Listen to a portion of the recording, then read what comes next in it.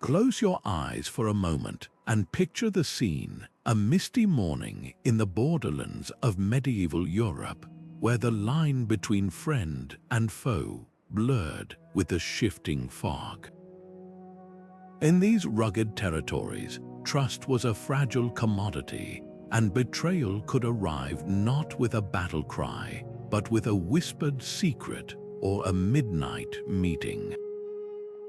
Survival depended on something far more subtle than swords or shields. It hinged on sound. The very air seemed to hum with tension, and in that charged silence, one sound held the power to save or condemn entire communities, the resonant, deliberate toll of a carefully tuned bell. This was not the bell you might expect, calling worshippers to prayer or marking the hours. This was something far more cunning, a masterpiece of acoustic espionage designed to outwit traitors and protect kingdoms from within. We often think of the Middle Ages as a time of clashing steel and stone fortresses, but some of the most brilliant innovations were not in weapons or walls. They were in the unseen, unheard arts of communication and warning. In an era without radios, without satellites, without any form of rapid long-distance messaging, how did scattered villages and isolated keeps defend against the most insidious threat of all, betrayal by those they were meant to trust? The answer lies in an astonishing fusion of metallurgy, music, and medieval intelligence work. Artisans and monks working in secrecy learned to shape bronze and iron into instruments that could carry specific coded messages across miles of open countryside. Each bell was a unique creation, tuned to a precise frequency that could cut through wind, rain, and the chaos of daily life to deliver a clear, urgent warning. This is the story of how Borderland bells became the silent guardians of entire regions, their voices woven into the very fabric of survival. We are about to journey back to a time when sound was a weapon, when the right note at the right moment could reveal a plot, summon allies, or send a warning that traveled faster than any horse or messenger. We will explore the clever science behind these tuned bells, meet the craftsmen and ringers who operated this clandestine network, and uncover real historical moments when these metallic sentinels changed the course of events. From the rolling hills between England and Scotland to the contested valleys of continental Europe, these bells did more than ring. They spoke a language of loyalty and alarm, and their echoes shaped the fate of kingdoms. So settle in and prepare to discover one of history's most captivating and little-known tales of innovation, intrigue, and the enduring power of a well-tuned warning. To truly understand why these warning bells became so vital, we must first step into the world they were designed to protect. Picture not the grand, fortified heartlands of a kingdom, but its wild outer edges, the vast and often lawless borderlands. These were not clean lines on a map, but sprawling, contested zones where the authority of any single crown grew thin and faded into uncertainty. Life here was fundamentally different from life in a peaceful inland village. The very ground underfoot was a prize, fought over for generations, making the borderlands a perpetual stage for tension and conflict. Kingdoms were less concerned with clear borders and more with spheres of influence, which meant these regions were in a constant state of low-grade warfare, raid and counter-raid. It was a harsh existence where your neighbor today might be your enemy tomorrow, and the concept of unwavering loyalty was a luxury few could afford. The landscape itself shaped this volatile existence. Many of these border regions, like the Anglo-Scottish marches or the frontiers between Christian and Muslim kingdoms in Spain, were characterized by rugged, difficult terrain. Dense forests, sprawling moors, and steep mountain passes made travel and communication a slow, dangerous endeavor. This isolation meant communities were often left to fend for themselves, developing a fierce independence but also a deep vulnerability. A royal army could be days or even weeks away, far too long to respond to a sudden raid by a rival lord or a band of reivers. In this environment, the local lord and his small garrison in a stone keep were the only immediate defense. Their power was absolute but also fragile, entirely dependent on timely information. Without a way to quickly communicate a threat across miles of hills and valleys, a community was essentially blind, waiting for a danger that could arrive without any warning at all. Adding another layer of complexity was the rich tapestry of cultures and allegiances woven through these areas. Borders were often cultural and linguistic melting pots, where people of different backgrounds lived side by side, sometimes in peace, but often in a state of simmering distrust. A family might have blood ties or economic bonds stretching across the nominal border, creating divided loyalties that could be exploited or could lead to accusations of betrayal. This social fluidity made it incredibly difficult to know who to trust. A merchant could be a spy, a shepherd on a distant hill could be a scout for an invading force. In such a climate of suspicion, the threat wasn't always a foreign army marching under a banner. Often, the greater danger was the secret pact, the whispered deal, the betrayal from within, the local nobleman conspiring with a rival power to seize more land for himself. This internal treachery was the most insidious threat of all, because it struck at the community's very heart, turning protector into predator. It was this combination of factors, the physical isolation, the constant external threat, and the pervasive fear of internal betrayal, that created a desperate need for a system that was both rapid and discreet. Smoke signals were too obvious and could be mimicked by an enemy. Beacon fires required clear visibility and dry weather. Riders on horseback were too slow and could be easily ambushed or intercepted. The solution had to be something that could cut across the terrain, reach the maximum number of people instantly, and carry a message that only those inside the community could understand. And that solution was already present in every village and town, hanging high in the church tower, the bell. Its sound was a normal, everyday part of life, which made it the perfect medium for a secret code. Its voice could carry for miles on the wind, reaching remote farmsteads and other watchtowers. In a world lacking advanced technology, this was a stroke of genius, repurposing an existing, trusted tool into a sophisticated network of acoustic espionage, turning the very air into a carrier of urgent secrets. But to truly appreciate their transformation into instruments of espionage, we must first understand the profound and everyday role bells played in the medieval world. Their sound was the very rhythm of life, a constant and trusted presence that structured existence from birth to death. Long before they were tuned to whisper of betrayal, their voices marked the hours of the divine office, calling the faithful to prayer at matins, lauds, and vespers. This regular, sacred cadence provided a sense of order and spiritual continuity in an otherwise unpredictable and often harsh existence. The bell gave the day its shape, its familiar toll a comfort that transcended the walls of the church itself. It was the town clock, the communal heartbeat, a sound so woven into the fabric of daily routine that its absence would have been deeply disorienting. Yet their function extended far beyond the peaceful marking of time. In moments of crisis, the bell's voice could change in an instant, becoming the most powerful tool for mobilization a community possessed. A rapid, frantic ringing the tocsin was a universal signal of dire emergency. It could mean a fire was raging through thatch-roofed homes, threatening to consume the entire village. It could warn of an approaching storm, giving farmers precious minutes to secure their livestock and families time to seek shelter. Most ominously, it could signal an attack, a call to arms that sent men rushing for their scythes and spears.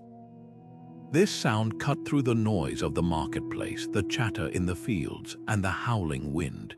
It was a sound designed to trigger an immediate, visceral response, a jolt of adrenaline and a rush of communal duty. Everyone, from the lowest serf to the local lord, knew instinctively what that particular clamor meant and what was expected of them. This ingrained reaction made the bell the most efficient alarm system available for centuries. In the contested Borderlands we discussed earlier, this existing, vital role made bells the perfect medium for a more sophisticated warning system. The very fact that their sound was so common was its greatest strategic advantage. An enemy force observing a town would think nothing of hearing a bell ring at non-prayer times. It was just part of the normal soundscape. This provided perfect cover for a covert operation. The genius was in the subtlety. Instead of just frantic ringing for a general alarm, the bell ringers of the Borderlands developed a complex auditory language. A specific sequence of strikes, perhaps 2 high tones, a pause, and then 3 low ones, could indicate not just danger but the nature and direction of the threat. This transformed the bell from a simple alarm into a precise communication device, capable of delivering a detailed report without a single word being spoken or written. This system placed an immense, almost unimaginable burden of trust on 2 key figures, the bell tuner and the bell ringer. The tuner, often a monk with a deep understanding of acoustics or a master metalsmith, was the architect of the secret. He was the one who painstakingly crafted the bell to produce its distinct and recognizable voice, a tone that could be identified miles away. He held the knowledge of which frequencies were reserved for which messages, a living cipher that had to be protected at all costs. The ringer, meanwhile, was the operator of this delicate machine. His ears were constantly tuned to the world around him, watching for the signs he'd been trained to recognize: unusual dust clouds on the horizon, the glint of unfamiliar armor in the distance, or the furtive movements of a known traitor. With a pull of the rope, he could set in motion a chain of events that would determine the fate of his entire community. The trust in his judgment had to be absolute, for a false alarm could be as disastrous as no alarm at all. Together, these individuals formed the nerve center of a Borderlands early warning system, their skill and loyalty literally hanging by a rope. This multifaceted role, part timekeeper, part alarm, part secret messenger, is what made the humble bell utterly indispensable, the metallic heart of medieval life and its first line of defense. Now, to achieve this, the process began long before the bell was ever hung in a tower. It started in the foundry, a place of fire, sweat, and almost alchemical transformation. The craftsmen, whether monks in a secluded monastery or secular smiths employed by a wealthy lord, began with the blend of metals. While we often think of bells as simply being made of bronze, the exact recipe was a closely guarded secret. A typical mixture was around 78% copper to 22% tin, but slight variations were crucial. A bit more tin produced a harder, more brittle bell with a brighter tone, while a bit more copper resulted in a softer metal and a warmer, deeper sound. This wasn't just about aesthetics, it was about physics. The specific alloy determined how the metal would vibrate, and thus the precise character of the sound it would produce when struck. The real magic, however, happened during the casting and the meticulous shaping that followed. The molten metal was poured into a mold built around a core of baked clay, creating the bell's iconic shape. But once it cooled and was broken free from its mold, the raw casting was far from finished. Its sound would be rough with many competing, dissonant frequencies. This is where the true artistry of tuning came into play. The tuner, often using nothing more than a hammer, chisel, and an exceptionally keen ear, would begin the painstaking process of shaving metal from the bell's inner wall. This was an operation of breathtaking precision.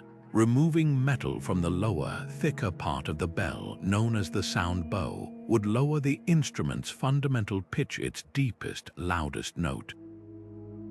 Shaving metal from higher up, nearer to the lip, would instead adjust the higher harmonics, the ghost notes that ring alongside the main tone, and give the bell its unique voice and color.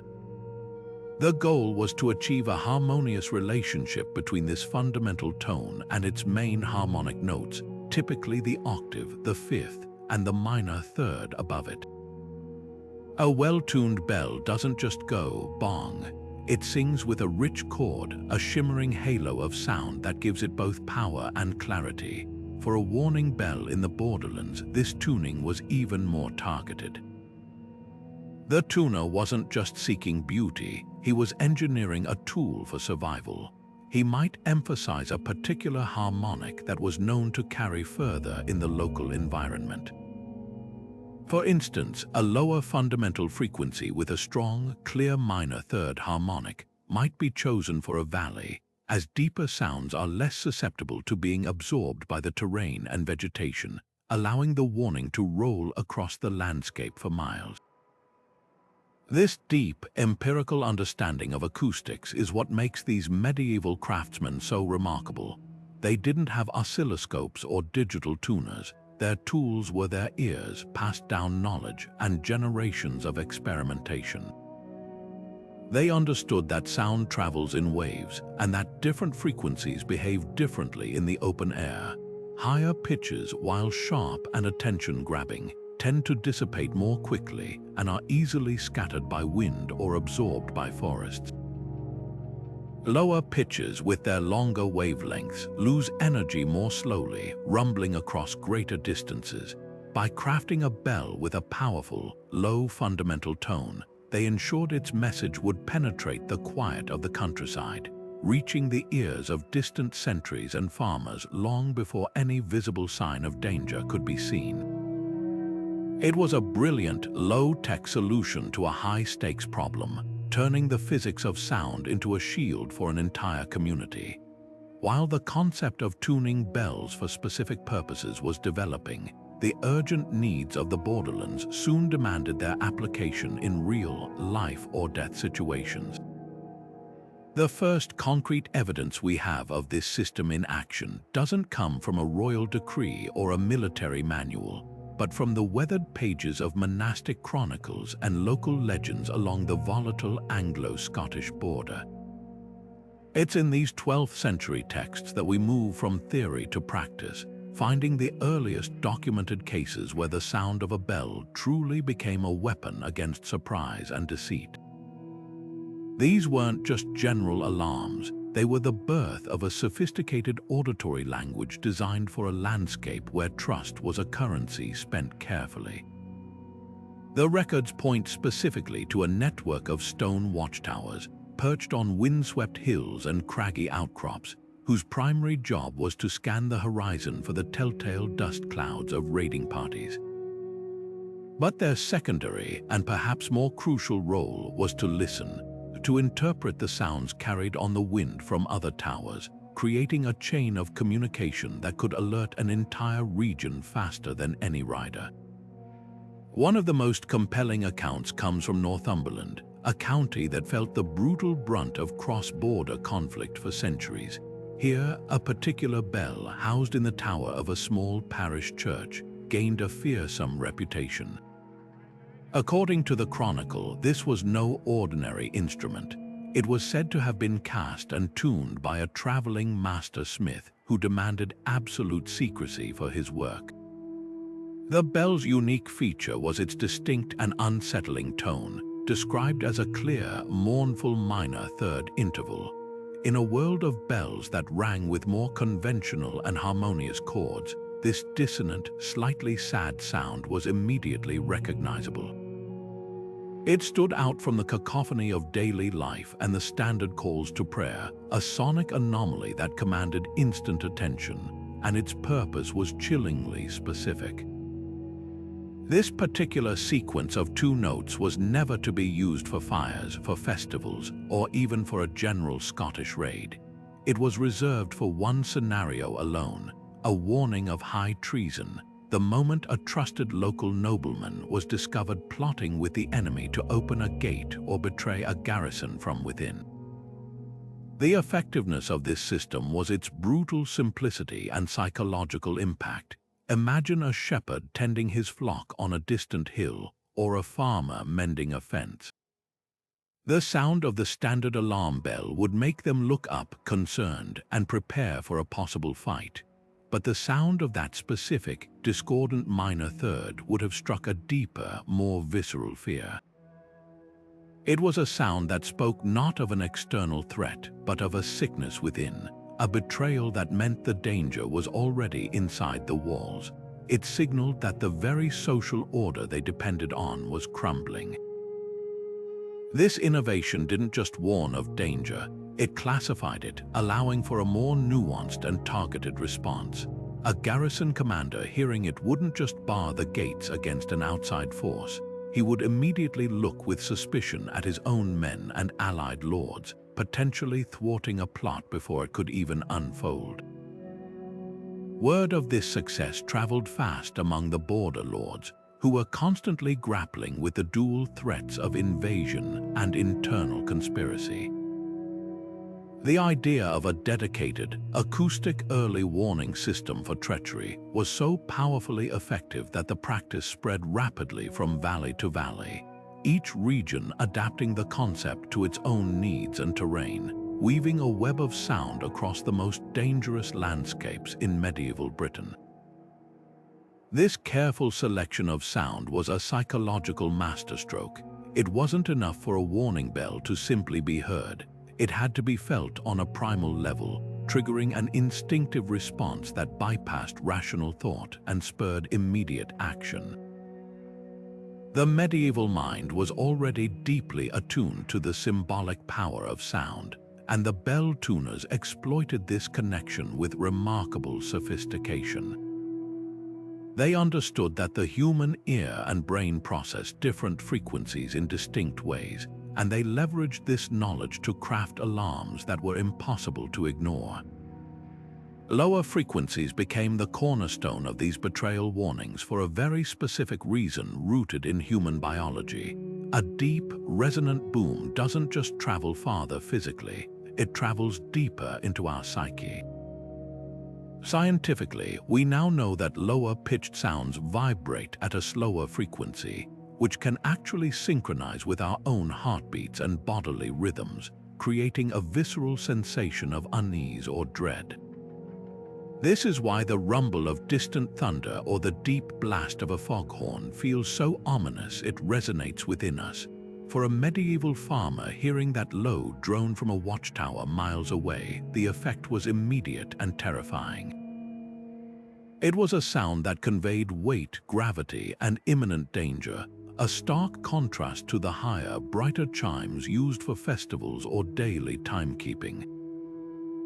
This low tone was the acoustic equivalent of a shadow falling across the land, a palpable shift in the atmosphere that signaled something was profoundly wrong. But the tuners didn't stop at simply using low notes. They sought out specific, intentionally unsettling musical intervals to make their warnings even more jarring and unmistakable. The most infamous of these was the tritone, an interval of 3 whole steps that medieval musicians called diabolus in musica, the devil in music. This sound was considered so dissonant, so unstable and unharmonious, that it was actually banned from use in most religious compositions for fear it could summon evil spirits or corrupt the soul. Its jarring, clashing quality created a sense of tension and unresolved anxiety in the listener, a feeling that something was broken and out of balance. What better sound to signal that the social order itself had been fractured by betrayal? Hearing this forbidden interval ringing out from a church tower would have been deeply shocking, a violation of the natural auditory order that instantly communicated a violation of the social contract. It was a sound that screamed wrongness. The selection process for these alarm tones was far from arbitrary. it was a meticulous craft honed through observation and experience. A tuner might spend weeks testing a new bell, listening to how its voice carried across the local landscape at different times of day and in varying weather conditions. He would note how a certain note seemed to snag the attention of livestock or make dogs howl, a sign it was hitting a frequency that stirred animal instinct. He would consult with the bell ringers and local sentries, gathering reports on which sequences were most clearly understood from the farthest watchposts. It was a constant process of refinement, a dialogue between the craftsman, his material, and the environment. The ultimate goal was to create a sound so unique, so effectively powerful, that it would cut through the fog of sleep, the distraction of work, and the general noise of life to deliver its urgent message directly into the gut of every person who heard it. They weren't just building an alarm, they were engineering a shared physiological reaction, turning fear into a tool for collective survival. Behind every perfectly tuned warning bell stood a master of both fire and frequency, a craftsman whose hands held the power to shape not just metal, but the very security of a kingdom. These individuals were far more than simple blacksmiths. They were acoustic alchemists operating in a shadowy world where artistry met espionage. Their workshops, whether tucked away in a monastery's outbuilding or hidden deep within a lord's castle grounds, were sanctums of secrecy. The methods they used to achieve those precise, far-carrying tones were their most valuable possessions, guarded as fiercely as any military secret. A single loose word about which harmonic a particular bell was tuned to, or which sequence of rings meant treason, could render an entire early warning network useless or, worse, allow an enemy to turn it against the very people it was meant to protect. This absolute need for discretion meant that the bell tuner's life was one of isolated dedication, his work known only to a select few who understood the immense weight of his responsibility. The paths to this rare expertise were surprisingly diverse, often reflecting the dual nature of medieval society itself. A significant number of these masters came from within the walls of monastic communities. Monasteries were not just spiritual centers, they were repositories of knowledge, places where the study of music, mathematics, and the natural sciences was pursued with devout passion. Monks had the time, the resources, and the scholarly inclination to experiment with the acoustic properties of different alloys and shapes. For them, the act of tuning a bell was a form of prayer, a pursuit of divine harmony made manifest in bronze. The perfect chord of a well-tuned bell was seen as an echo of the music of the spheres, a physical representation of celestial order. Tuning one to warn of earthly betrayal was simply applying that divine order to the protection of their flock, blending spiritual duty with practical necessity. Their workshops were quiet, contemplative places, filled with charts of musical intervals and the patient, repeated striking of test pieces as they sought acoustic perfection. On the other side were the secular smiths, men who lived not in cloistered silence but in the gritty reality of the borderlands. These were often highly skilled armorers or weapon makers commissioned by a local baron or earl who needed a security solution that couldn't be bought off a shelf. Their approach was less about celestial harmony and more about battlefield practicality. They understood metal not through musical theory, but through decades of feeling its give under a hammer, knowing how it cooled, and predicting how it would behave under stress. Their tuning was empirical, learned through an apprenticeship system that passed down tricks of the trade from one generation to the next. A secular smith might not be able to name the harmonic he was enhancing, but he knew exactly how much metal to shave from the inner lip to make the bell's voice cut through a gale force wind. He was paid handsomely for his work, but also bound by brutal oaths of loyalty, his family's safety often implicitly tied to his silence and success. Regardless of their background, the life of a warning bell tuner was one of immense privilege and parallel risk. In return for their services, they were often granted special protections that set them apart from other craftsmen. A monastic tuner might be excused from certain religious obligations to dedicate himself fully to his work, a significant concession in the rigid structure of monastic life. A secular smith could be granted a parcel of land, freed from certain taxes, or given the rare right to bear arms for his own protection. Their persons were considered inviolable. Harming a master tuner was not just a crime against a man, but an act of war against the entire defensive network of the region.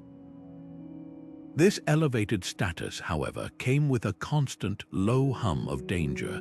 They were high-value targets for kidnappers or assassins sent by rival lords. An enemy who could capture a tuner could theoretically force him to reveal the acoustic signatures of the bells, or worse, compel him to sabotage new instruments, creating subtle flaws that would muffle their warnings or make them indistinguishable from ordinary bells. Therefore, these masters often lived semi-secluded lives, their movements guarded and their true value known only to the highest echelons of power. They were the anonymous guardians of the border, their greatest legacy a clear, unwavering note ringing out across a misty valley, a sound that meant safety and a testament to their silent, indispensable craft. But the most sophisticated bell in the world was useless without the right person to ring it. High in the watchtower or church belfry, the bell ringer stood as the final, most critical link in this chain of survival. His job was monumentally more complex than simply pulling a rope on command. These individuals were not chosen for their physical strength, but for their unwavering character, their sharp senses, and their deep roots in the community they were sworn to protect. Selecting a new ringer was a process taken with deadly seriousness by the local lord or abbot, often involving intense scrutiny of the candidate's family history, personal loyalties, and temperament. The ideal candidate was someone who noticed everything: a change in the wind, a new face in the market, the distant behavior of grazing sheep that might indicate unseen men moving through a valley. They were the human eyes and ears of the entire warning system. Once chosen, their training began, a rigorous education that transformed them from a simple watchman into a sophisticated intelligence agent. Their curriculum was entirely practical, passed down through demonstration and relentless drilling. A senior ringer would teach his apprentice the art of observation, pointing out how to distinguish the dust cloud of a merchant's cart train from the more chaotic plume raised by a group of fast-moving horsemen. They learned to interpret the absence of normal activity. Why were there no farmers in the eastern fields today? Why had the woodcutters not gone into the forest? These silent clues could be the first hint of a threat gathering just out of sight. Their watchpost became a nerve center, and they were trained to constantly filter a river of sensory information, knowing that the smallest detail could be the key to unlocking a conspiracy. The core of their expertise, however, was a complex and ever-changing auditory code. This was not a simple matter of memorizing one or two signals. It was achieving total fluency in a secret language of sound. The apprentice had to learn by rote a vast library of sequences, each a precise combination of strike force, rhythm, and pauses. A rapid series of 3 high-pitched strikes, followed by 2 slow, mournful low tones, might signal the approach of a small raiding party from the north. A different pattern, perhaps a single loud blast, a long silence, and then 2 pairs of quick rings, could indicate that a known traitor had been spotted within the town walls. The most critical signal of all, the one reserved for high treason or the imminent betrayal of a royal ally, was often the most complex and dissonant, designed to be impossible to replicate by accident or through enemy trickery. This code was a living document, periodically changed to prevent adversaries from learning it. the ringer had to hold this entire sonic lexicon in his head, ready to access and execute the correct sequence perfectly within seconds, even with his heart pounding in his chest.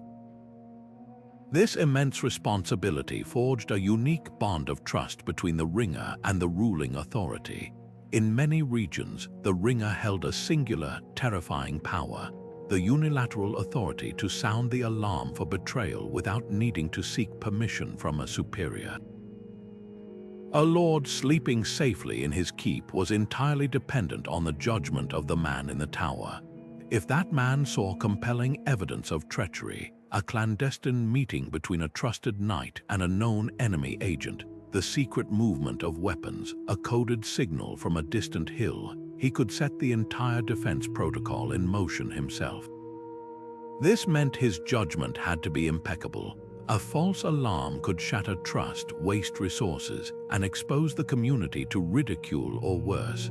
But hesitation, a moment of doubt, could mean death and ruin for everyone. The weight of this decision, the need to be both cautious and decisive, is what truly elevated these men from simple sentries to the most vital intelligence operatives of their day.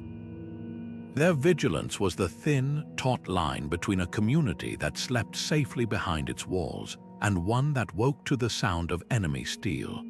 This legendary event unfolded in the rugged borderlands of Cumberland in 1342, a time when England was deeply entangled in the 100 Years' War with France, leaving its northern frontier vulnerable and ripe for internal scheming.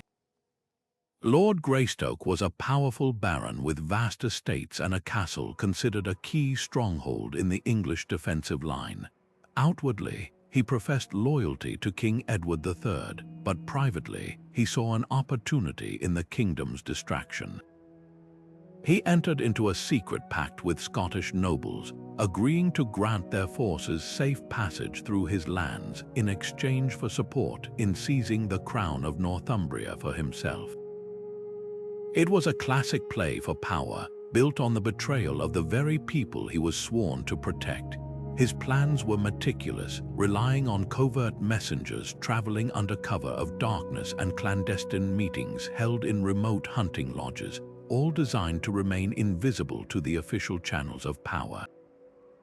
He believed his position and privacy made him untouchable, a fatal underestimation of the one man whose sole job was to see the unseen.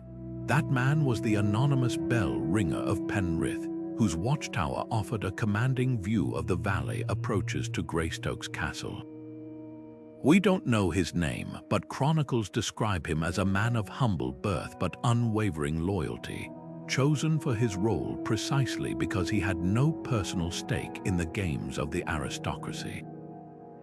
His world was the horizon, the weather, and the patterns of life in the valley below. For weeks, he had noted small anomalies that would have meant nothing to a less trained observer. A lone rider departing the castle not at dawn, but deep in the night, taking a little-used path toward the north, the unusual frequency of supply carts entering the castle, far more than needed for Greystoke's household, and perhaps most tellingly, the absence of the Lord's own banners from routine patrols, as if he were conserving his men for something greater. These were the faint brushstrokes of a hidden picture, and the bell ringer was the only one looking at the entire canvas. The tension mounted as the evidence grew from curious coincidence to a compelling pattern of deceit, each small observation adding weight to the terrible conclusion that a betrayal was brewing. The moment of truth arrived not with a dramatic battle cry, but with a single, incriminating sighting.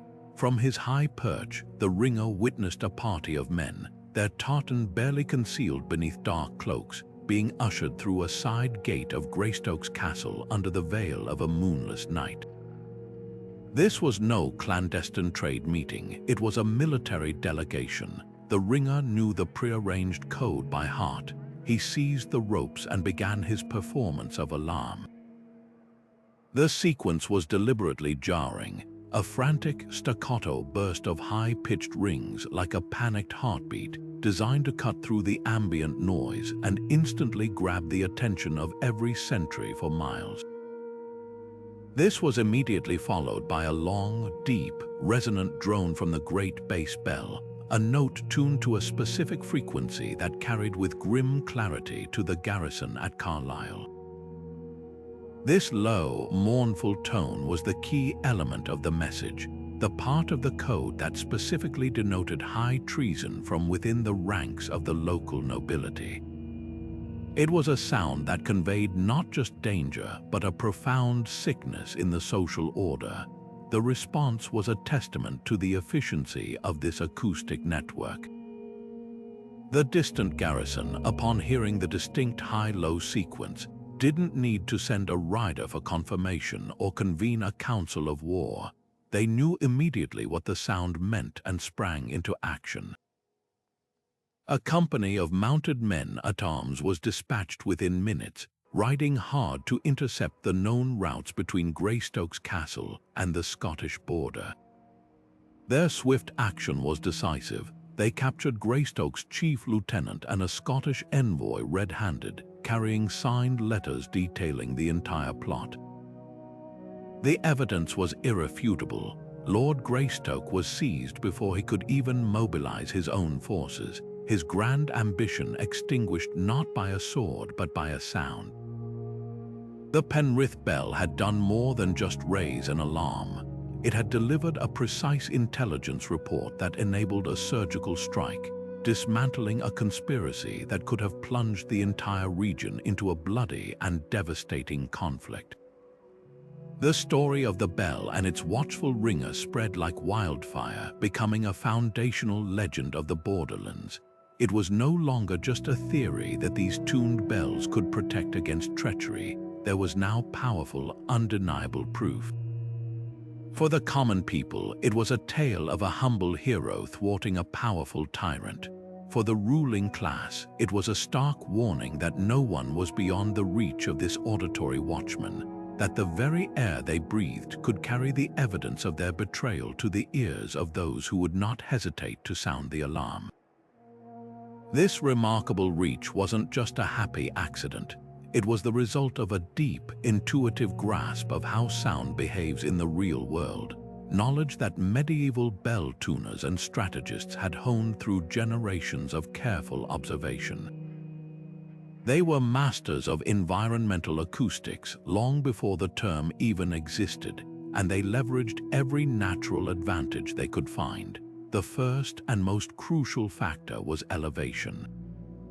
By placing their bells in the highest possible locations on church towers, atop solitary hills, or in specially constructed stone watchtowers, they were essentially turning the entire landscape into a natural amplifier.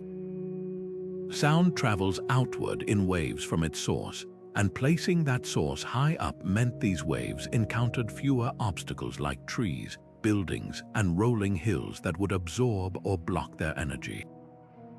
From a high perch, the sound could project cleanly across open spaces, riding the air currents to reach listeners who were far beyond the line of sight.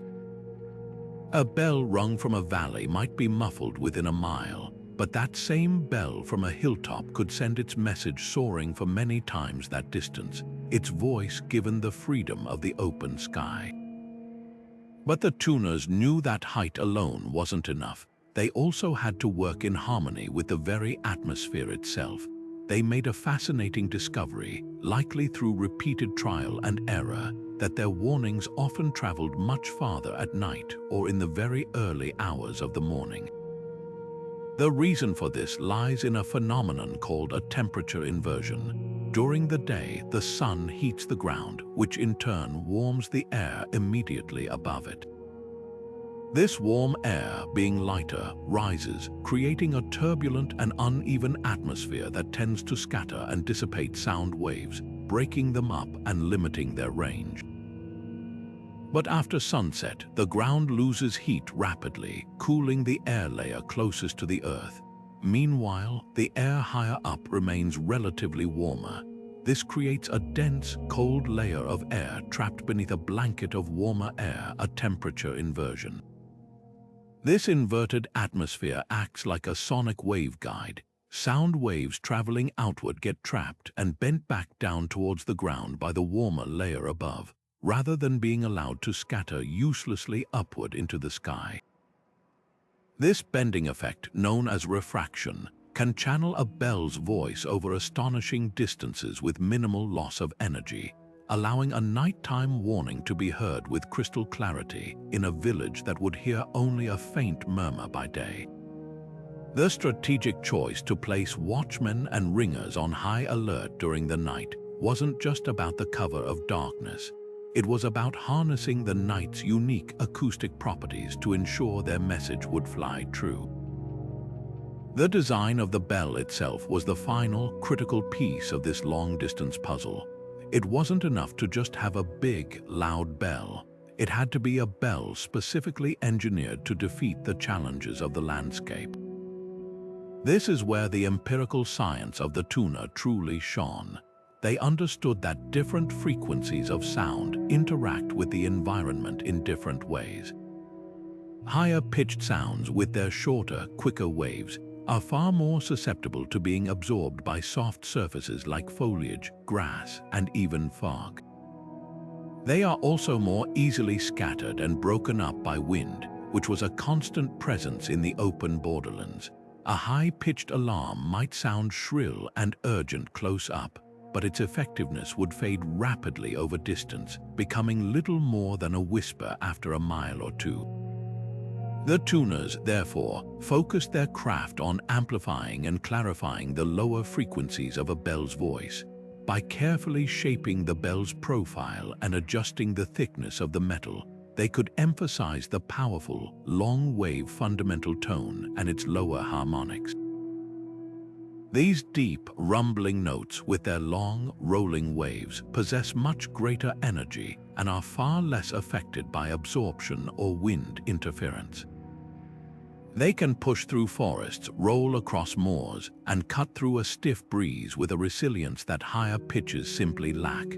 A well-tuned Borderland bell wasn't just heard, it was felt, a visceral vibration in the chest that could travel 10, 12, even 15 miles under the perfect stillness of an inverted night sky.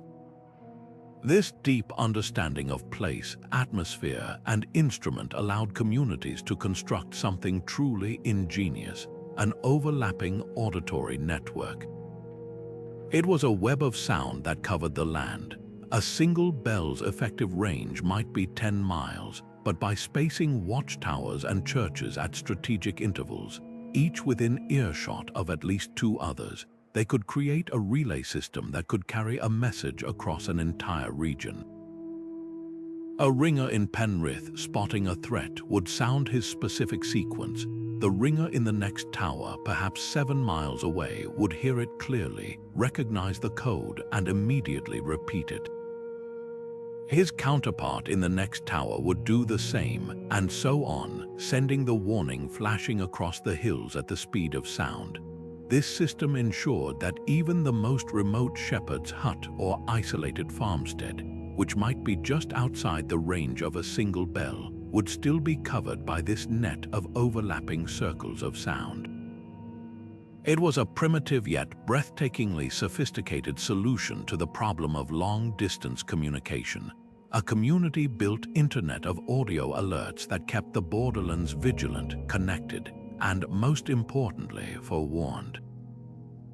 This intricate auditory language transformed the humble bell rope into a kind of keyboard, and the ringer into a composer of urgent, life-saving symphonies.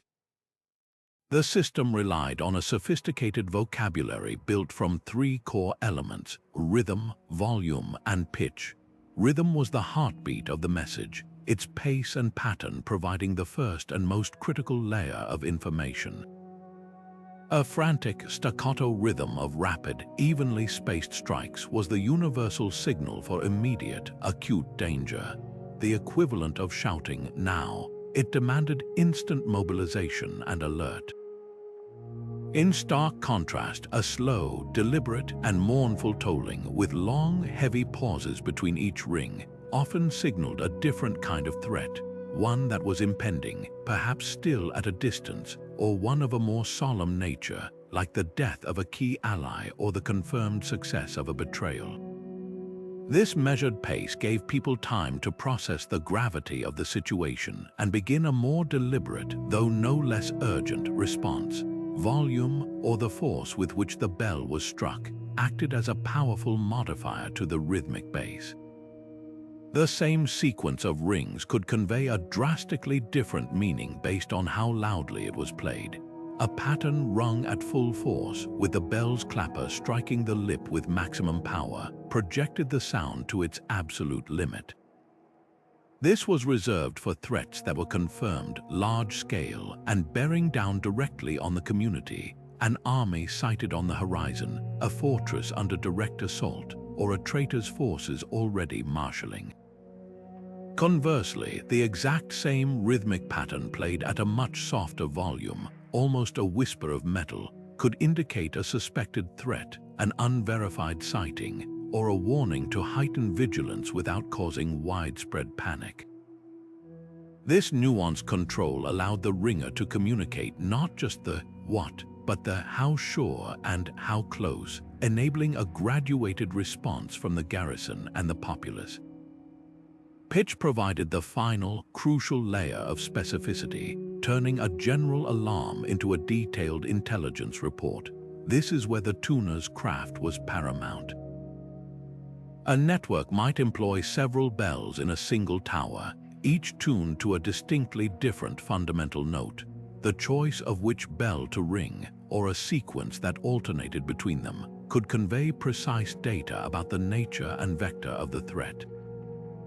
For instance, ringing the highest-pitched bell in the array might be the code for an airborne threat in an era of siege weaponry, like incoming fire from catapults. The middle-range bell could be designated for infantry movements, while the deep, sonorous bass bell, whose tone carried the farthest, was often reserved for the most grave and wide-reaching warnings like royal betrayal or a major cavalry charge.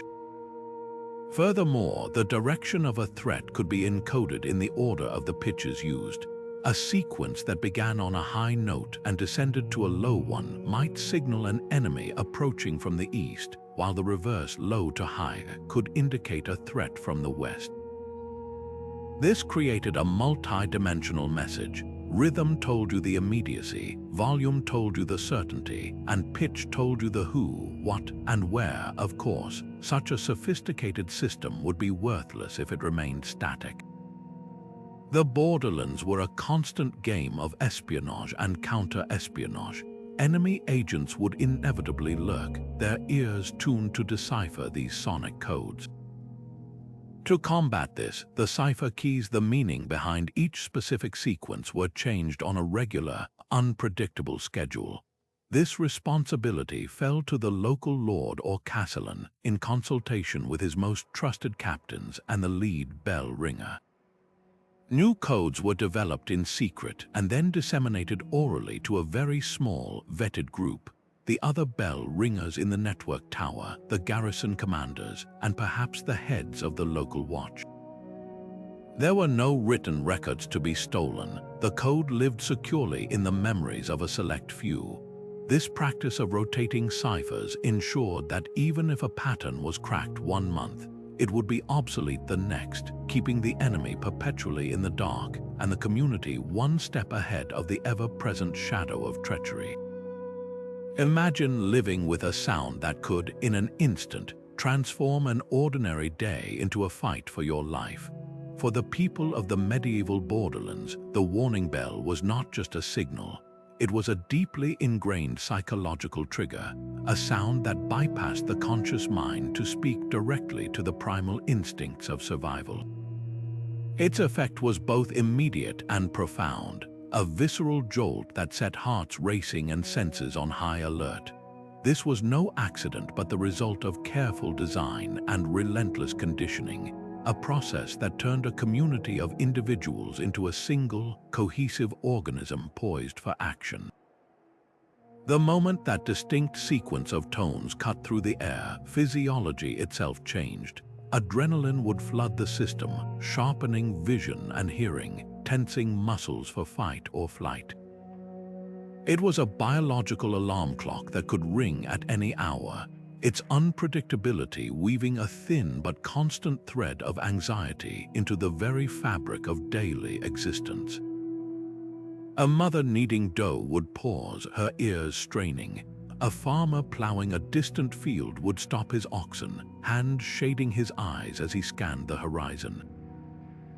Life went on, but it was a life perpetually lived on the edge of a cliff, with the bell's silence never quite meaning true peace. This state of heightened readiness was not left to chance. Communities didn't just hope people would know what to do. They drilled for it, turning emergency response into a well-rehearsed ritual. These were the fire drills of the Middle Ages, practiced over and over until the correct actions became as automatic as breathing. The specific sound of the bell dictated a precise choreography of survival.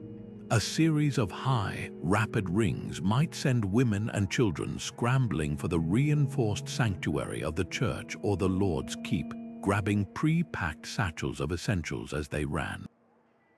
A lower, more ominous drone could signal the men to seize their makeshift weapons, scythes, axes, and hunting bows, and muster at predetermined defensive points along a wall or a bridge.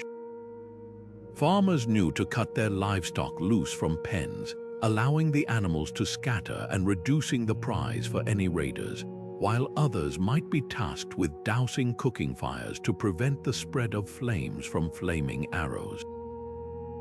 This ingrained communal drill created a powerful form of resilience. In the face of chaos, everyone had a role, a purpose. This structure replaced sheer panic with directed action, transforming a terrified mob into a coordinated community defending its home.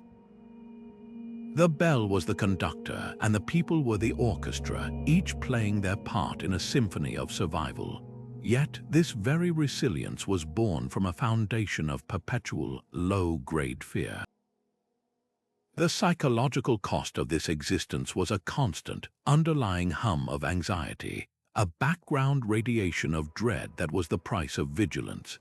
Unlike a modern siren test scheduled for a Tuesday noon, the Borderland warning bell could scream to life at any moment, in the dead of night during a harvest festival in the pouring rain. There was no true respite, no time when the threat was considered zero. This ever-present possibility conditioned a unique form of hyper-vigilance.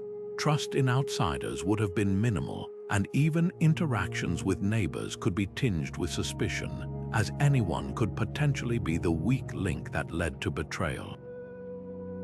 The sound of the bell didn't just warn of immediate physical danger. It was also a stark auditory reminder that their world was fundamentally unstable, that safety was a temporary illusion. This created a collective psyche marked by both incredible toughness and a deep-seated trauma, a generation of people for whom the concept of absolute security was entirely foreign.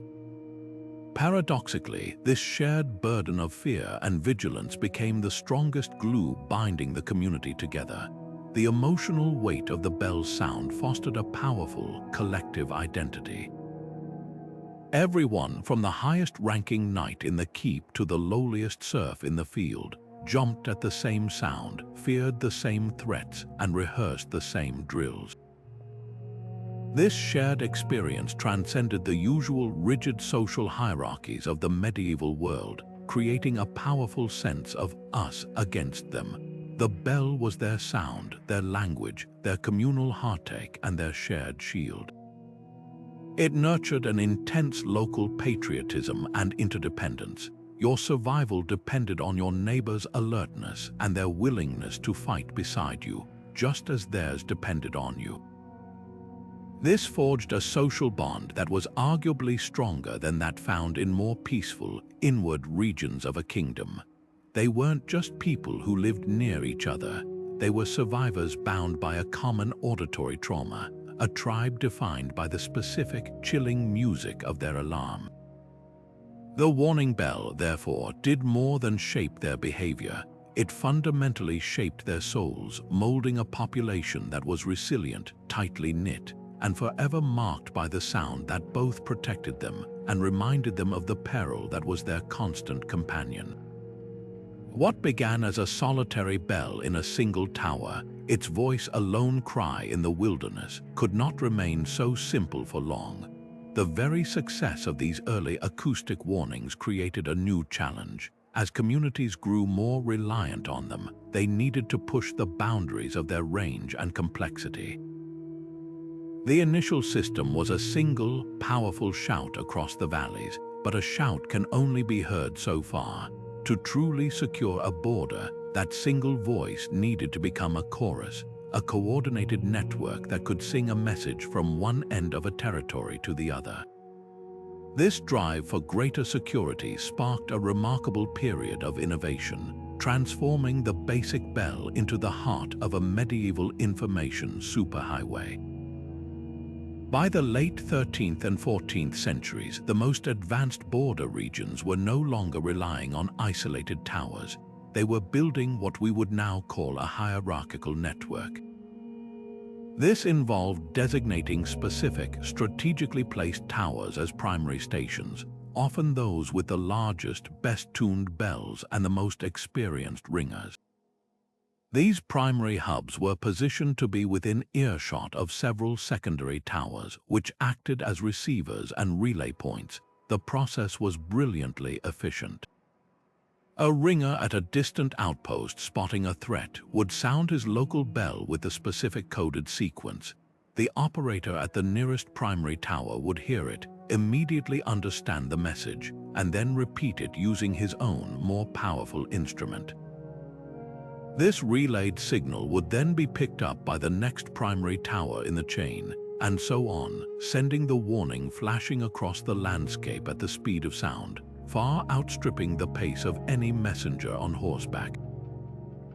This system effectively created a vast auditory net, ensuring that even the most remote settlement, perhaps just beyond the range of a single bell, was still caught in this web of sound and safety. This expansion in scope demanded parallel advancements in the mechanics of ringing itself. The human arm pulling a rope is powerful, but it is also inconsistent, subject to fatigue, emotion, and human error in the heat of a crisis. To achieve the precise, reproducible sequences that this relay system depended on, ringers needed more control. The solution emerged in the form of weighted clappers and increasingly sophisticated mechanical aids. Artisans began experimenting with counterweights and lever systems that could be preset, allowing a ringer to execute a complex series of strikes with a single, calibrated pull. Think of it as the difference between a scribe painstakingly copying a book by hand and the invention of the printing press. It was a move towards standardization and precision. Some of the most elaborate systems, mentioned in a few fragmentary estate records, even involved a form of early programmable machinery, where a ringer could select a specific pattern from a set of notched wheels or levers, ensuring that the critical betrayal warning always sounded exactly the same every single time, with no variation in rhythm or force. This mechanical evolution was crucial for maintaining the integrity of the codes. A slightly different rhythm rung under stress from two different towers could lead to fatal misinterpretations down the line. This push for mechanical consistency turned the bell ringer's post into a blend of ancient watchmanship and emerging engineering, a testament to the medieval mind's capacity for technological problem solving when the stakes were high enough. Yet no technology, no matter how elegant, exists in a vacuum. The very factors that made these bell networks so vital for centuries eventually conspired to make them obsolete. The most profound change was the arrival of gunpowder and the transformation of warfare it ushered in. The battlefields of the late Middle Ages and the early Renaissance began to change shape, growing larger, louder, and more chaotic. The deep, resonant boom of a warning bell, once so unique and commanding, now had to compete with the earth-shattering thunder of cannon fire and the constant crackling din of musket volleys. In the fog of war, literally and figuratively, the nuanced language of bells risked being drowned out or mistaken for just another sound of battle. Furthermore, the nature of the threats evolved. Centralized nation-states began to field massive, professional standing armies that moved not as small raiding parties, but as organized columns, their approach impossible to conceal and too large for any local garrison to oppose. The need for a subtle, coded warning of a minor noble's betrayal was eclipsed by the blunt, overwhelming fact of an invading army that everyone could see coming from miles away. The strategic landscape had shifted from a shadow war of whispers and treachery to a clash of obvious national force. This shift in warfare was accompanied by a revolution in communication itself. The same period saw the rapid expansion of maintained road networks, the establishment of more reliable postal services for official dispatches, and the spread of literacy among the officer class. A written message carried by a fast rider on a good road became a more reliable way to deliver complex, detailed intelligence than a sequence of bells that could only convey a pre-arranged, simplistic code. The state was consolidating its power, and with that came a preference for controlled, written communication that could be sealed, encrypted, and delivered directly into the hands of a commander, rather than a public, auditory signal that alerted friend and foe alike. The age of community-wide public alarm systems was gradually giving way to the age of private military intelligence. The great border bell networks, once the pride and shield of their regions, fell silent one by one. Towers were abandoned, the specialized knowledge of the tuners was forgotten, and the bells themselves were either melted down for cannon or left to hang mute, their purpose faded into local legend. But the brilliant principle at their core, the need for a rapid, unambiguous warning that triggers a pre-planned response, refused to die. It simply found new life in new technologies. The beacon fires that once supplemented the bells evolved into the semaphore telegraph towers of the 18th century. The coded sequences transformed into the dots and dashes of Morse code racing down telegraph wires. And today, the blaring, attention-commanding sirens for tornadoes or tsunamis, and the distinctive, jarring alert tones on our mobile phones are all the direct descendants of those medieval Borderland bells. They are a testament to a timeless human truth. The method of delivering a warning may change with the times, but the desperate need to hear it in time never will. Just as languages develop distinct accents and dialects separated by mountains and rivers, the art of the warning bell evolved not as a single, uniform practice, but as a collection of highly localized traditions. A traveler journeying from the windswept hills of the Anglo-Scottish border down into the wooded valleys of the Franco-German frontier would have encountered a completely different auditory landscape of alarm, each one a unique adaptation to its environment, its enemies, and its cultural identity. This wasn't a case of one superior method being copied everywhere. It was a brilliant, decentralized explosion of acoustic innovation, where every community solved the problem of survival using the tools, materials, and musical sensibilities they had at hand. The specific sound of a region's danger became a part of its fingerprint, an auditory flag that conveyed not only immediate threat but a deep sense of place. Consider the volatile and culturally charged border between England and Wales, known as the Welsh Marches. This was a land of persistent rebellion and fierce national pride, where the Welsh people fiercely resisted English-Norman rule for centuries. Here, the very sound of a bell became a powerful statement of identity and defiance. English church bells, largely influenced by Norman musical traditions, were typically tuned to the standard diatonic scales familiar in most of Western Europe, the same do-re-mi scale we recognize today.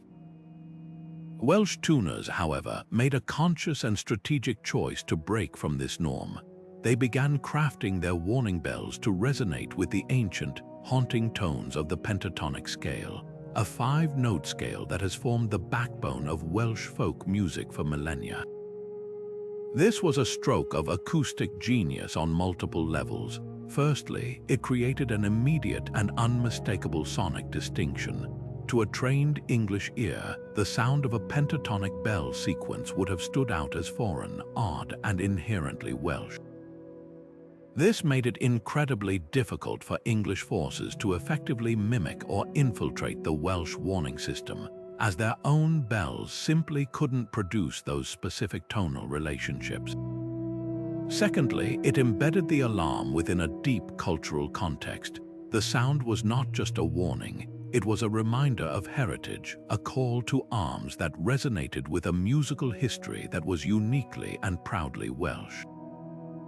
For the people hearing it, the message was twofold. There is danger approaching, and we face it together as a nation. Now, transport yourself several hundred miles to the southeast, to the dense, dark forests that characterize the borderlands between medieval France and the various states of the Holy Roman Empire. The environmental challenges here were the polar opposite of the open, rolling hills of Britain. Sound in a thick forest is a prisoner. It doesn't travel, it gets trapped. High-pitched noises are the first to die, absorbed and shredded by the countless leaves, branches, and soft, damp ground. A high, shrill alarm that might carry for miles in open country would become a pathetic, muffled thud after just a few hundred yards in the Black Forest.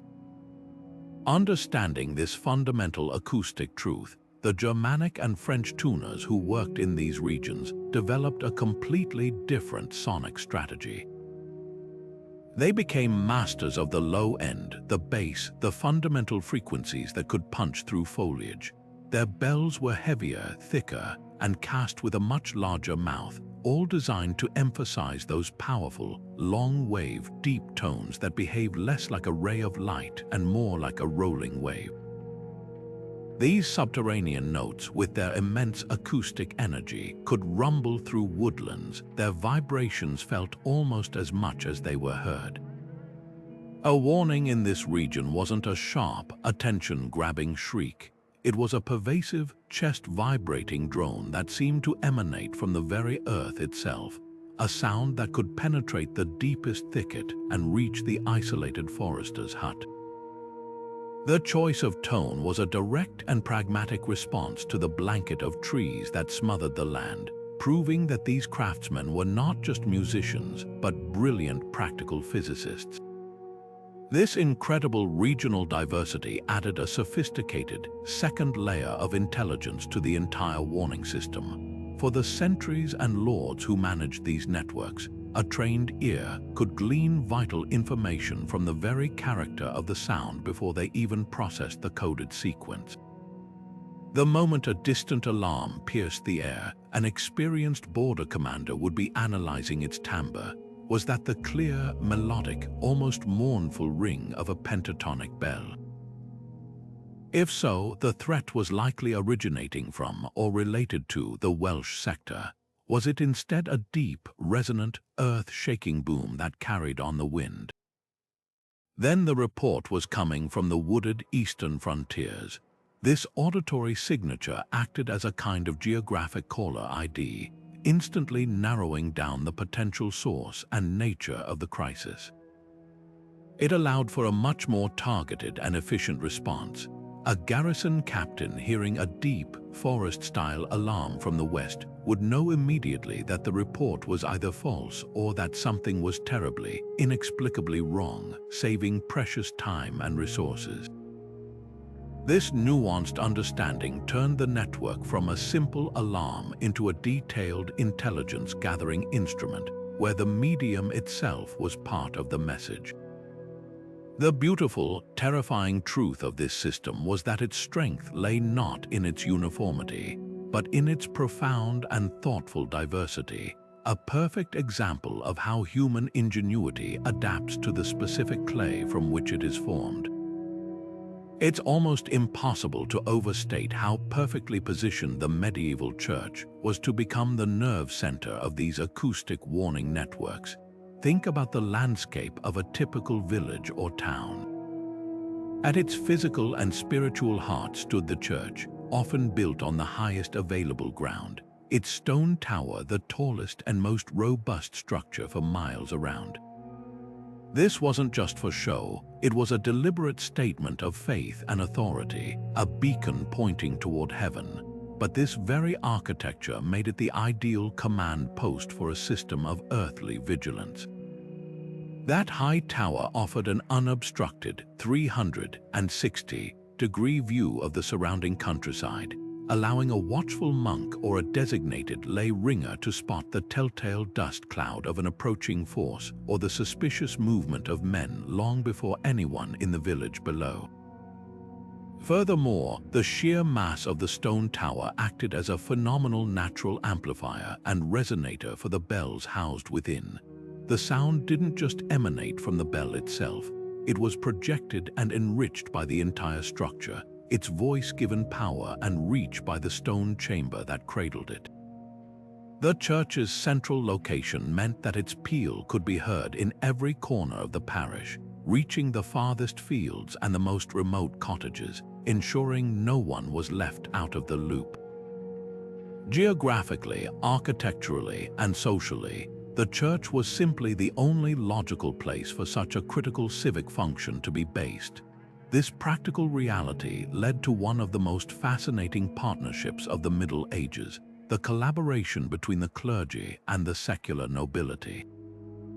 While a local baron or earl possessed the military power and the political motivation to defend the region, he often lacked the ideal infrastructure and, crucially, the perceived neutrality. The church, however, had both. This created a symbiotic relationship built on mutual need. The Lord would provide the resources, the metals for new bells, the funds for a skilled tuner, the provisions for the watchmen. In return, the church provided the platform, the personnel, and a deep, unwavering continuity that outlasted any single lord's reign. Abbots and bishops, as educated and often politically astute figures, understood that protecting their flock from physical harm was just as much a pastoral duty as tending to their spiritual well-being. They saw the maintenance of the warning system as a direct extension of their role as shepherds, a tangible way to fulfill their vow to protect their people from the wolves of violence and treachery.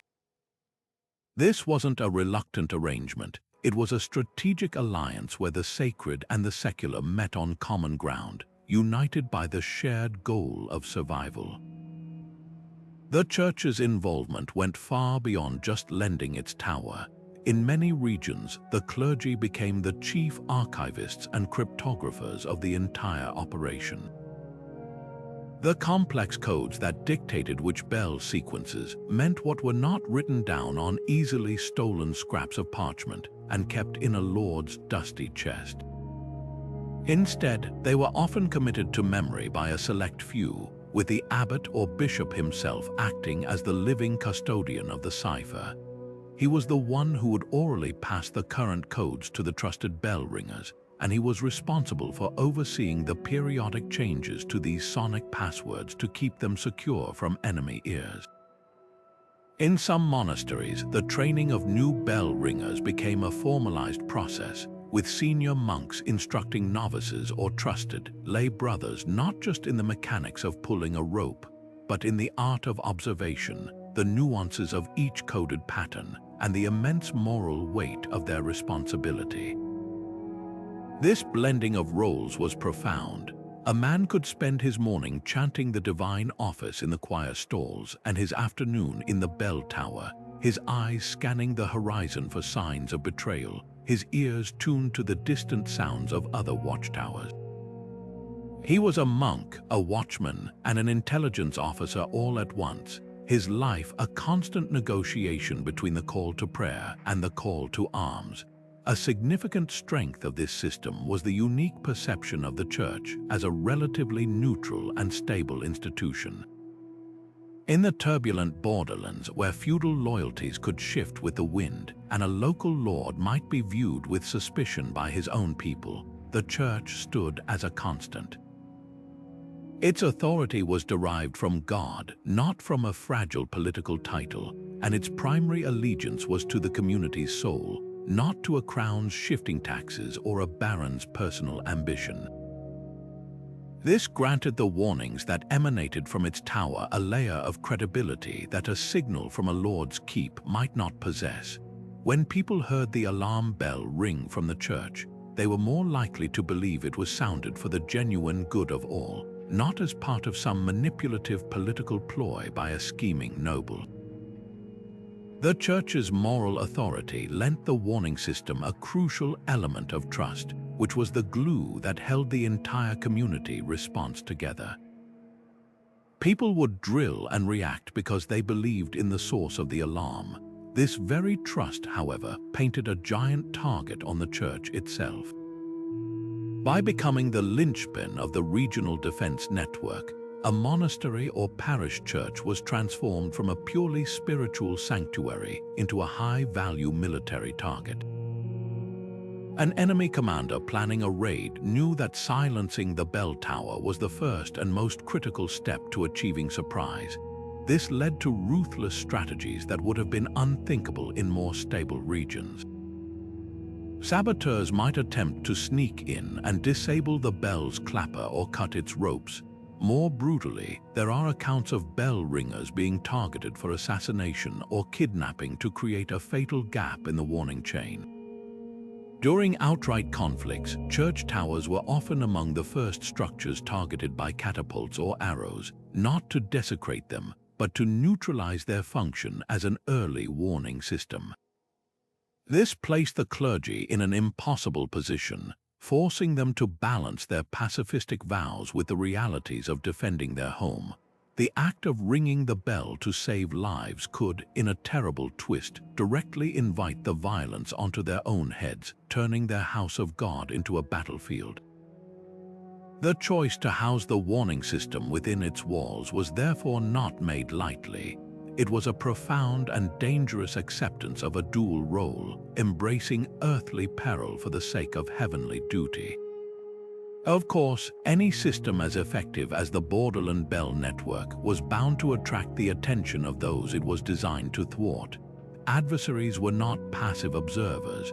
They were cunning strategists who quickly recognized that this web of sound was the single greatest obstacle to a successful surprise attack or covert betrayal.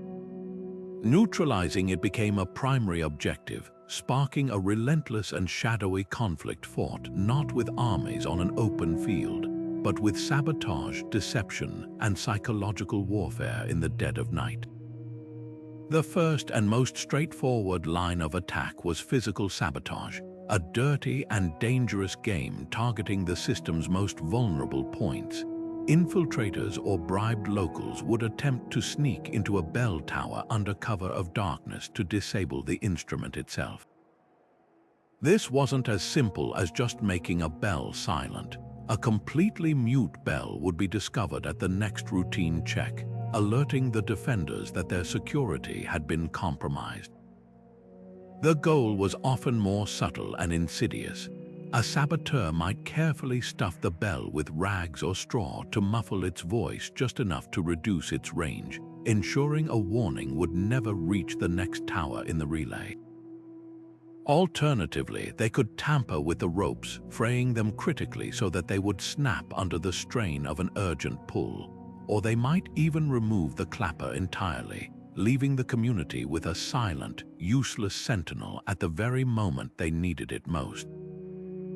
This rendered the entire network blind and deaf, a terrifying vulnerability. Beyond the machinery, the human element was an even softer target. The bell ringer himself, that vigilant guardian in the tower, was perhaps the most critical and most exposed link in the entire chain. Enemy agents knew that removing him could achieve the same effect as destroying the bell, but with even less chance of immediate detection. There are chilling accounts in border records of ringers being threatened, bribed, or worse, poisoned. A slow-acting toxin slipped into a meal could incapacitate the watchman at a predetermined time, ensuring he was too delirious or weak to sound the alarm when the attack commenced. In even darker scenarios, ringers were targeted for kidnapping. A skilled ringer captured alive was a treasure trove of intelligence. Under torture or coercion, he could be forced to reveal the current codes, the schedules for watch changes, and the specific meanings behind every sequence. This inside knowledge was more valuable than a dozen sabotaged bells, as it could allow an enemy to not just silence the network, but to turn it against its creators, using the community's own trusted sound as a weapon against them. This precise tactic, hijacking the warning system, became the most sophisticated and devastating form of attack.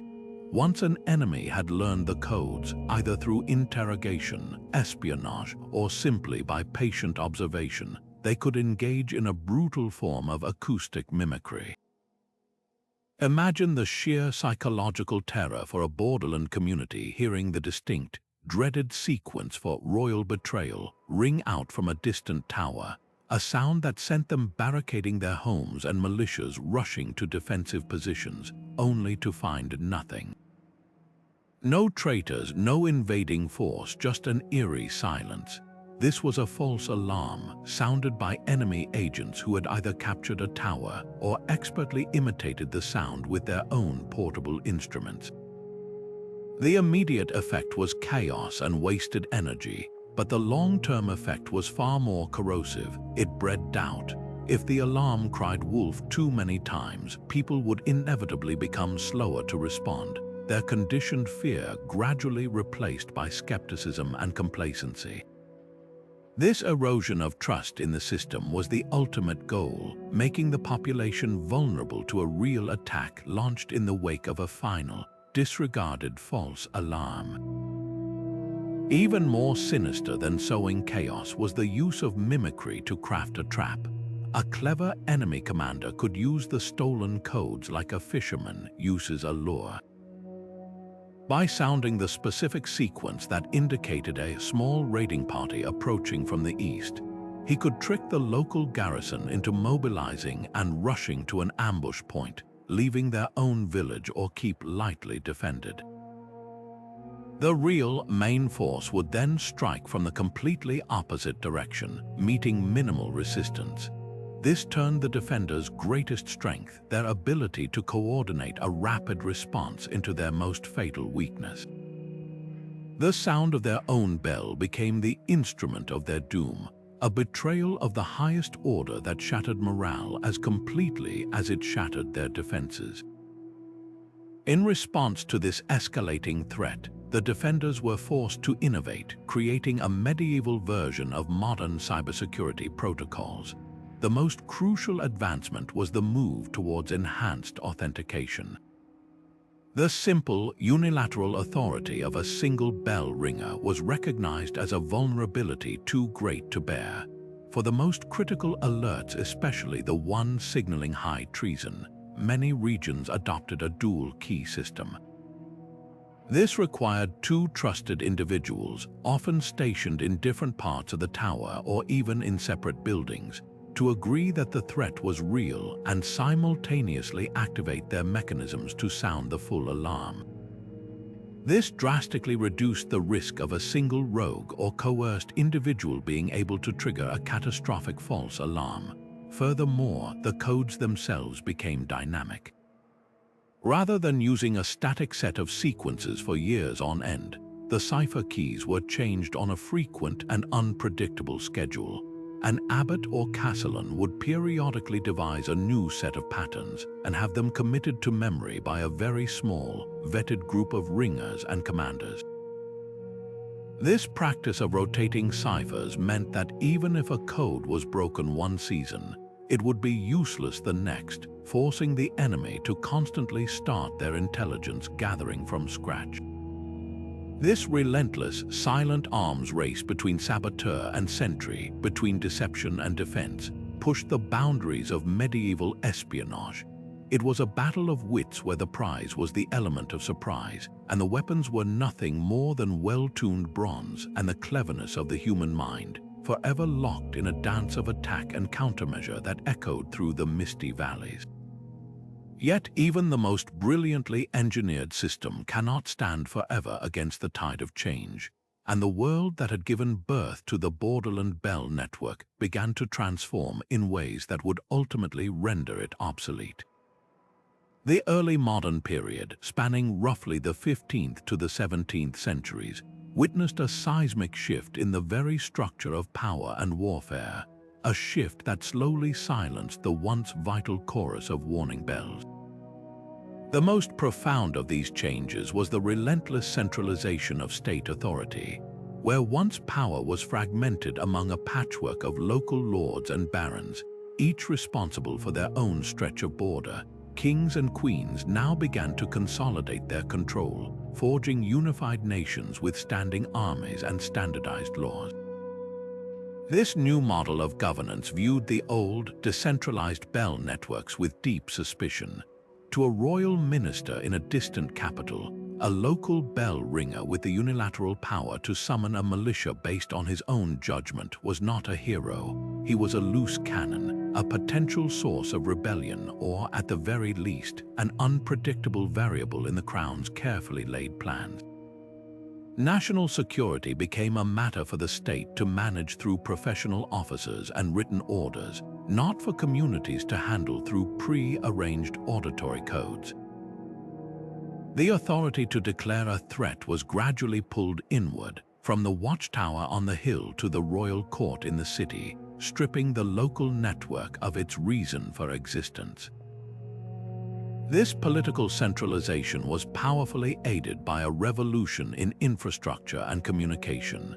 Medieval tracks, often little more than muddy paths that became impassable in winter, were steadily replaced by maintained, all-weather road networks built to move troops and officials quickly across the kingdom.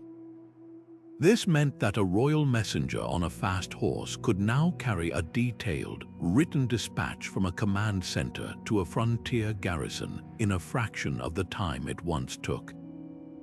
A bell could only ever convey a simple, preset code, a generic cry of danger from the north. A written message, however, could deliver a comprehensive intelligence report, the size of the enemy force, the names of their commanders, the type of artillery they carried, and the precise plan for the garrison's response.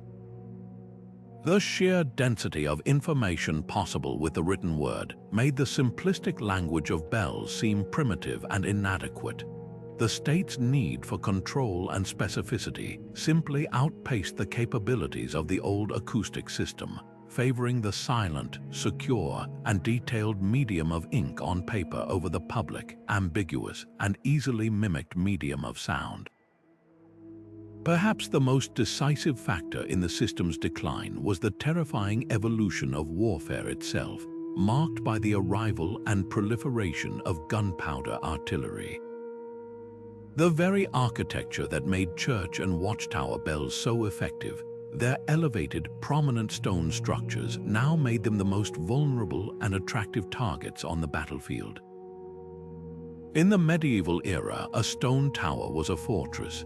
In the age of the cannon, it became a death trap.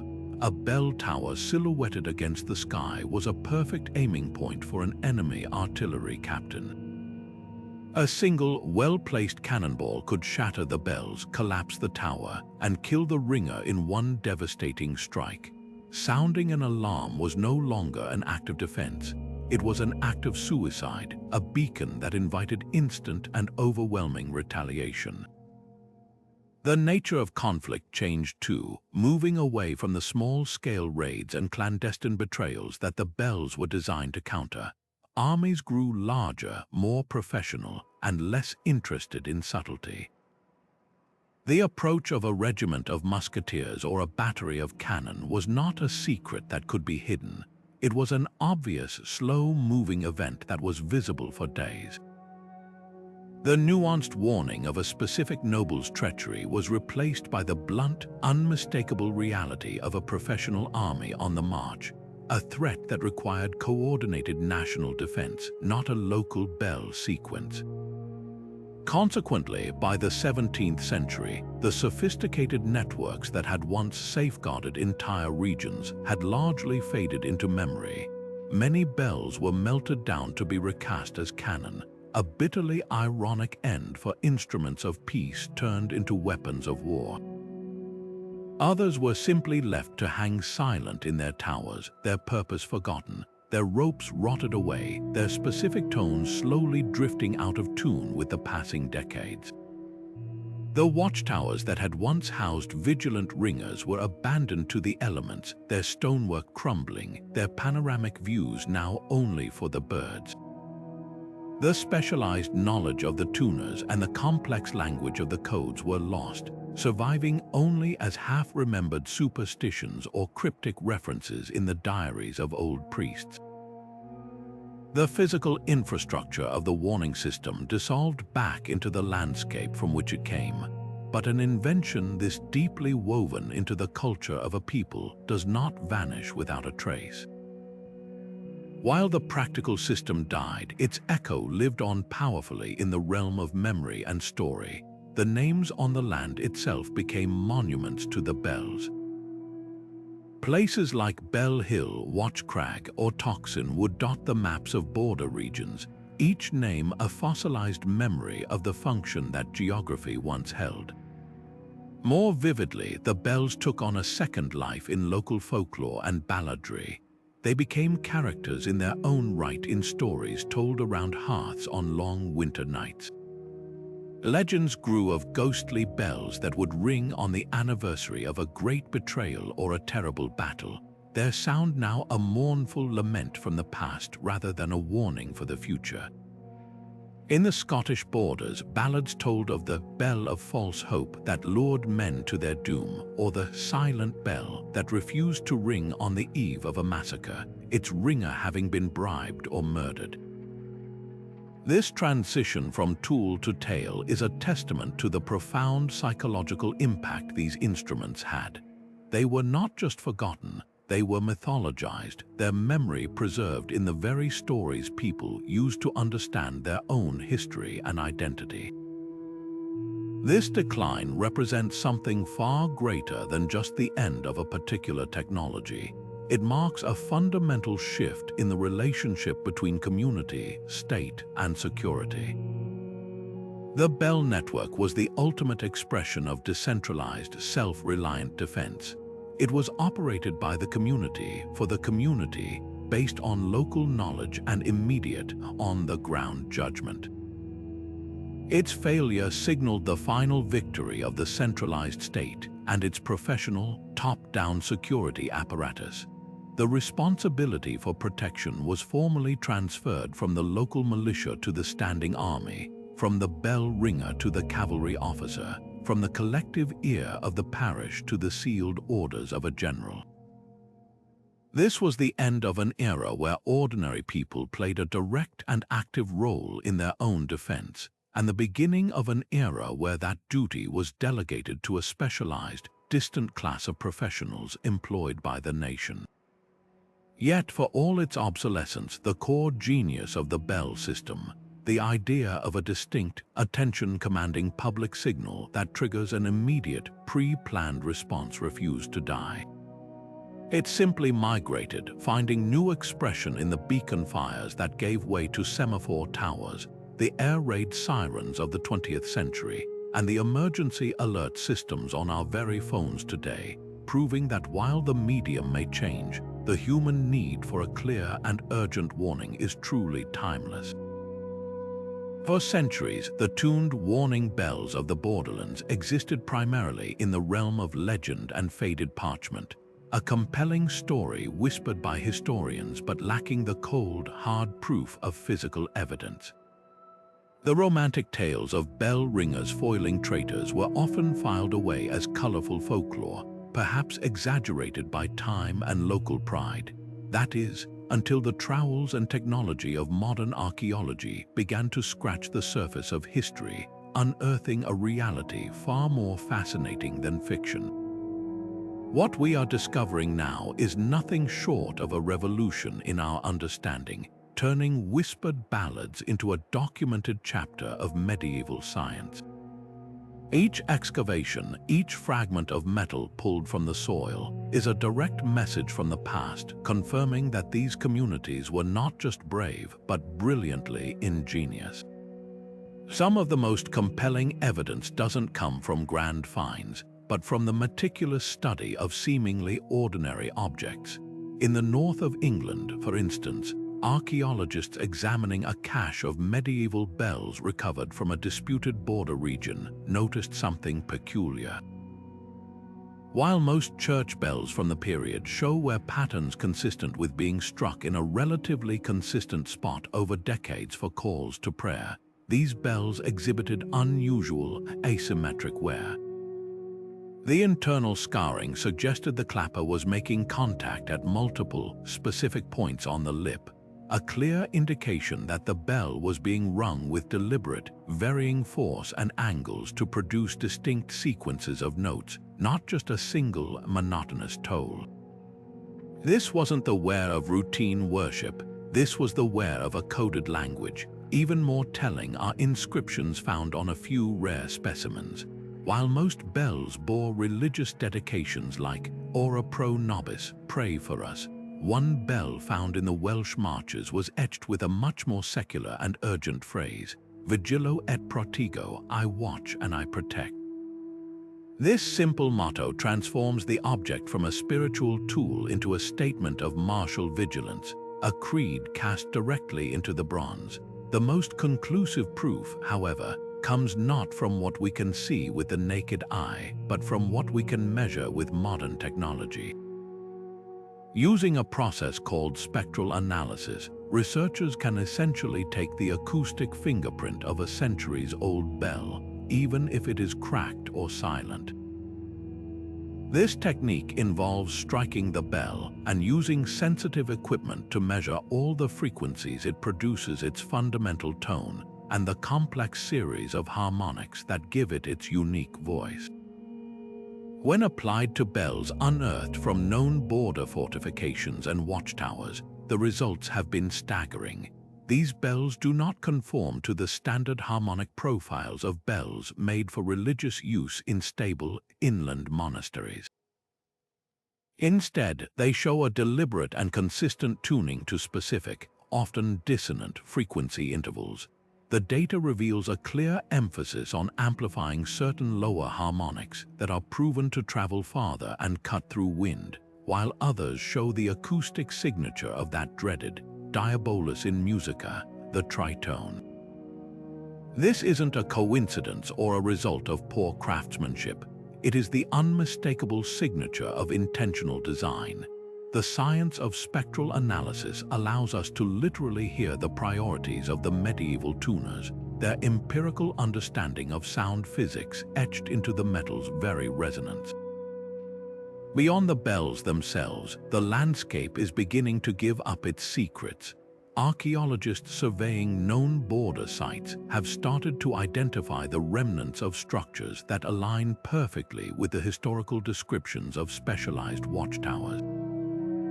These aren't the grand stone keeps of a major lord. They are smaller, more Spartan outposts, but their foundations tell a clever story. Through careful excavation, we can see that their construction was acoustically strategic.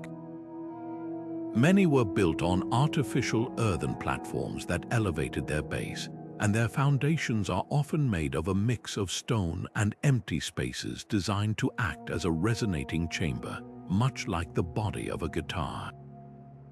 The placement of doorways and window slits appears to be designed to minimize wind interference inside the tower, while allowing sound to project outward in specific directions. Some sites even show evidence of curved stone walls facing the prevailing wind, a feature that would functionally act as a parabolic reflector to scoop the sound of the bell and hurl it across the valley toward the next tower in the chain. These are not just random piles of rock, they are the remains of carefully engineered sound amplification systems designed with a single purpose: to make a warning heard. Each of these discoveries, the oddly worn clapper strike points, the vigilant inscriptions, the spectral proof of targeted tuning, and the clever architecture of the towers, acts as a single piece of a vast and complex puzzle. For a long time, we only had the corner pieces, the dramatic stories in the chronicles. Now, we are finally filling in the center of the picture, and the image that is emerging is one of remarkable sophistication. It shows a society that seamlessly blended practical military need with a deep, almost intuitive understanding of environmental science and physics. They weren't just hanging bells and hoping for the best. They were conducting a symphony of survival, with every note, every building material, and every vantage point carefully chosen to maximize their chances against a relentless threat. The dirt and the data are now speaking in unison, and they are telling us that the legends are true. The Borderlands did indeed ring with a secret language of metal and stone, a language we are only now beginning to fully decipher.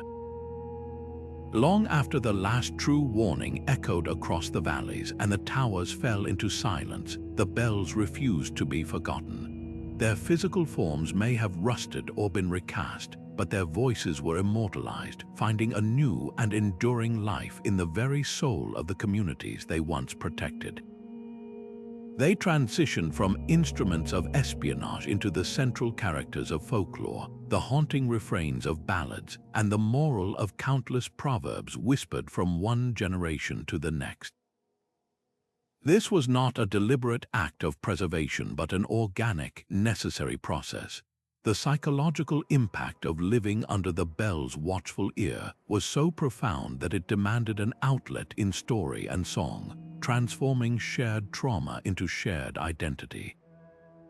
The sound that once signaled immediate physical danger now served as a warning from the past, a timeless lesson about the fragility of trust and the price of vigilance. This cultural embedding is most powerfully felt in the rich tradition of border ballads, particularly from the contested lands between England and Scotland. These were not the songs of kings and courts, but the poetry of the common people, passed down orally for centuries before ever being written.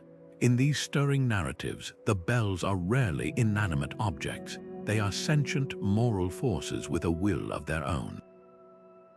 The ballad known as the Bell of False Covenant tells of a lord who plots to murder his guests under a banner of truce. As he raises his dagger, the great bell in his own castle tower begins to ring of its own accord, a deep, accusing peal that cannot be silenced, exposing his treachery to the heavens and saving his intended victims. Another, the Lament of the Silent Watch, spins a tragic tale of a bell ringer who is bribed into silence on the eve of a raid. The ballad describes not the violence of the attack itself, but the agonizing sound of the bell's absence, a void in the night that is more terrifying than any clangor. The community is slaughtered, and the song concludes with the ghost of the ringer doomed to forever try and fail to pull the rope, his spectral hands passing through it while a mournful wind whistles through the empty tower. These stories served a crucial purpose beyond entertainment. They were a form of communal moral instruction. They taught that treachery would always find a voice, that duty neglected had eternal consequences, and that the collective safety of the group always outweighed the greed or fear of the individual. Beyond structured song, the bells seeped into the very language and superstition of daily life. Common proverbs used their imagery to convey hard-earned wisdom. A person known for gossiping or spreading secrets might be warned, "Your tongue rings louder than the Penrith bell," a sharp reminder that careless words could be as dangerous as any formal betrayal. To describe a situation where a looming disaster was ignored, people would say, "He heard the bell but barred the gate too late," a proverb advocating for swift, decisive action upon the first sign of trouble. The supernatural world, too, became populated by bell-related omens. Certain hills, known to have once housed watchtowers, were said to be haunted by ringing boys, the ghosts of young apprentices who died before they could complete their training. Their phantom peals were heard on foggy nights, not as a warning of a specific threat, but as a general omen of misfortune to come: a failed harvest, an outbreak of sickness, or the death of a local leader. This showed a fascinating evolution in the bell's role. From a precise tool for a specific crisis, it had become, in the collective imagination, a broader symbol of fate and the unknown, its sound connecting the practical past to the mystical present. Perhaps the most touching testament to the bell's enduring legacy is found in the festivals and customs that persist in certain regions to this day. In a handful of villages in Northumberland and the Scottish borders, the ancient practice of ringing the boundaries is still observed, though its meaning has softened from defense to community spirit. Once a year, a procession led by local dignitaries follows the ancient parish boundaries, pausing at key points where watchtowers once stood. At each stop, a handbell is rung in a specific, historically significant sequence. While few participants today could decipher the exact code, the act itself is a powerful living memory, a tactile connection to an era when knowing that sequence was a matter of life and death. It is a performance of identity, a way for the community to literally mark its territory and celebrate its survival through a shared auditory ritual. Similarly, the dishonor toll, performed in some Welsh border towns during civic ceremonies, involves a single, dissonant strike on the oldest church bell when the name of a notorious local traitor from history is read aloud. A centuries-old tradition of publicly shaming betrayal, keeping the memory of past treachery alive as a cautionary tale for the future. This journey from practical tool to cultural touchstone reveals a profound truth about human psychology. We are a species that makes sense of our world, and especially our fears, through narrative. The constant, low-grade anxiety of life in the Borderlands, the visceral jump at a specific sound, the shared drills, and the collective relief of a crisis averted. These were powerful, unifying experiences that needed to be processed and understood long after the immediate danger had passed. Folklore and song became the vessels for this processing. The ballads allowed people to explore the emotional consequences of betrayal and vigilance in a safe, structured way. The ghost stories gave a face and a form to the abstract fear of being caught unprepared. The proverbs codified the hard lessons learned into easily remembered nuggets of wisdom for future generations. The bells, in their second life, were no longer just protecting the body, they were protecting the culture itself, ensuring that the values of loyalty, watchfulness, and community resilience would never be forgotten. Their sound had literally shaped the identity of a people, and long after the last note faded from the air, it continued to resonate in the stories they told and the songs they sang, a permanent echo in the heart of a culture forged on the edge of a knife.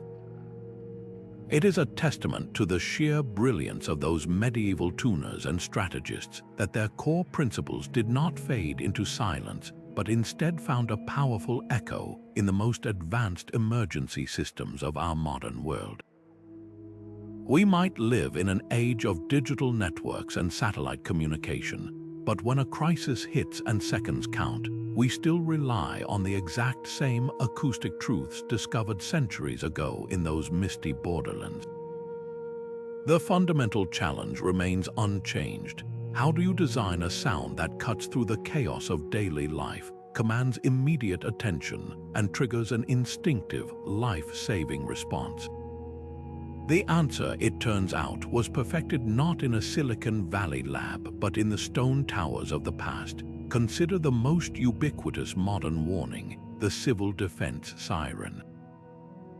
Its unmistakable, rising and falling wail is engineered for the very same reasons a medieval bell was tuned to a deep, resonant boom. Sound designers understand that a steady, monotone alarm is far too easy for our brains to filter out as background noise, a phenomenon known as habituation. The solution is to create a sound that is dynamic and rhythmically complex, breaking that pattern to force our cognitive engagement. The siren's modulating pitch achieves this perfectly. Furthermore, just as a Borderland bell was designed with a frequency spectrum that could travel for miles and punch through wind, modern sirens are carefully calibrated to use lower frequencies that can penetrate building walls and are less easily absorbed by the urban environment. This is not a new invention. It is the direct application of an ancient empirical understanding, now refined with digital oscillators instead of hand-hammered bronze. This philosophy of targeted acoustic design extends right into our pockets. Every smartphone on the planet is programmed with a suite of distinctive emergency alert tones, each one a masterpiece of modern psychoacoustics rooted in historical precedent. The amber alert tone, the presidential alert, and severe weather warnings all share key characteristics with their medieval ancestors. They use a harsh, dissonant harmonic structure that is intentionally unpleasant and difficult to ignore, much like the jarring tritone interval once reserved for the most dire warnings of betrayal. Their rhythmic patterns are sharp, staccato, and repetitive, designed to induce a state of heightened alertness and break through whatever music, podcast, or conversation we are engaged in. These are not meant to be gentle notifications. They are digital age toxin calls engineered to trigger the same visceral, adrenaline-fueled response that a border farmer felt upon hearing that specific, mournful minor third from the church tower. The technology has leapfrogged millennia, but the goal of hijacking human perception for survival is utterly timeless. The lessons go beyond the sound itself and into the very architecture of warning networks. Urban planners and emergency management officials now actively study the layout of historical systems to design more effective modern alert coverage. They analyze the placement of those medieval watchtowers not to rebuild them, but to understand the acoustic shadows and dead zones created by modern cityscapes of glass and steel. By mapping where sound gets trapped or blocked in a downtown urban canyon, they can strategically place electronic sirens and speakers to ensure comprehensive coverage, creating a digital version of that overlapping web of sound that once connected borderland communities. This historical analysis helps them answer critical questions. Where will a warning be heard? Where will it be muffled? How can we ensure no one is left out of the loop? They are, in effect, reverse engineering the success of a system built 800 years ago to save lives today. Perhaps the most sophisticated modern parallel is the use of layered auditory codes, a direct descendant of the complex sequences rung by a watchful bell ringer. In a major industrial complex or on a military base, different emergency scenarios require drastically different responses.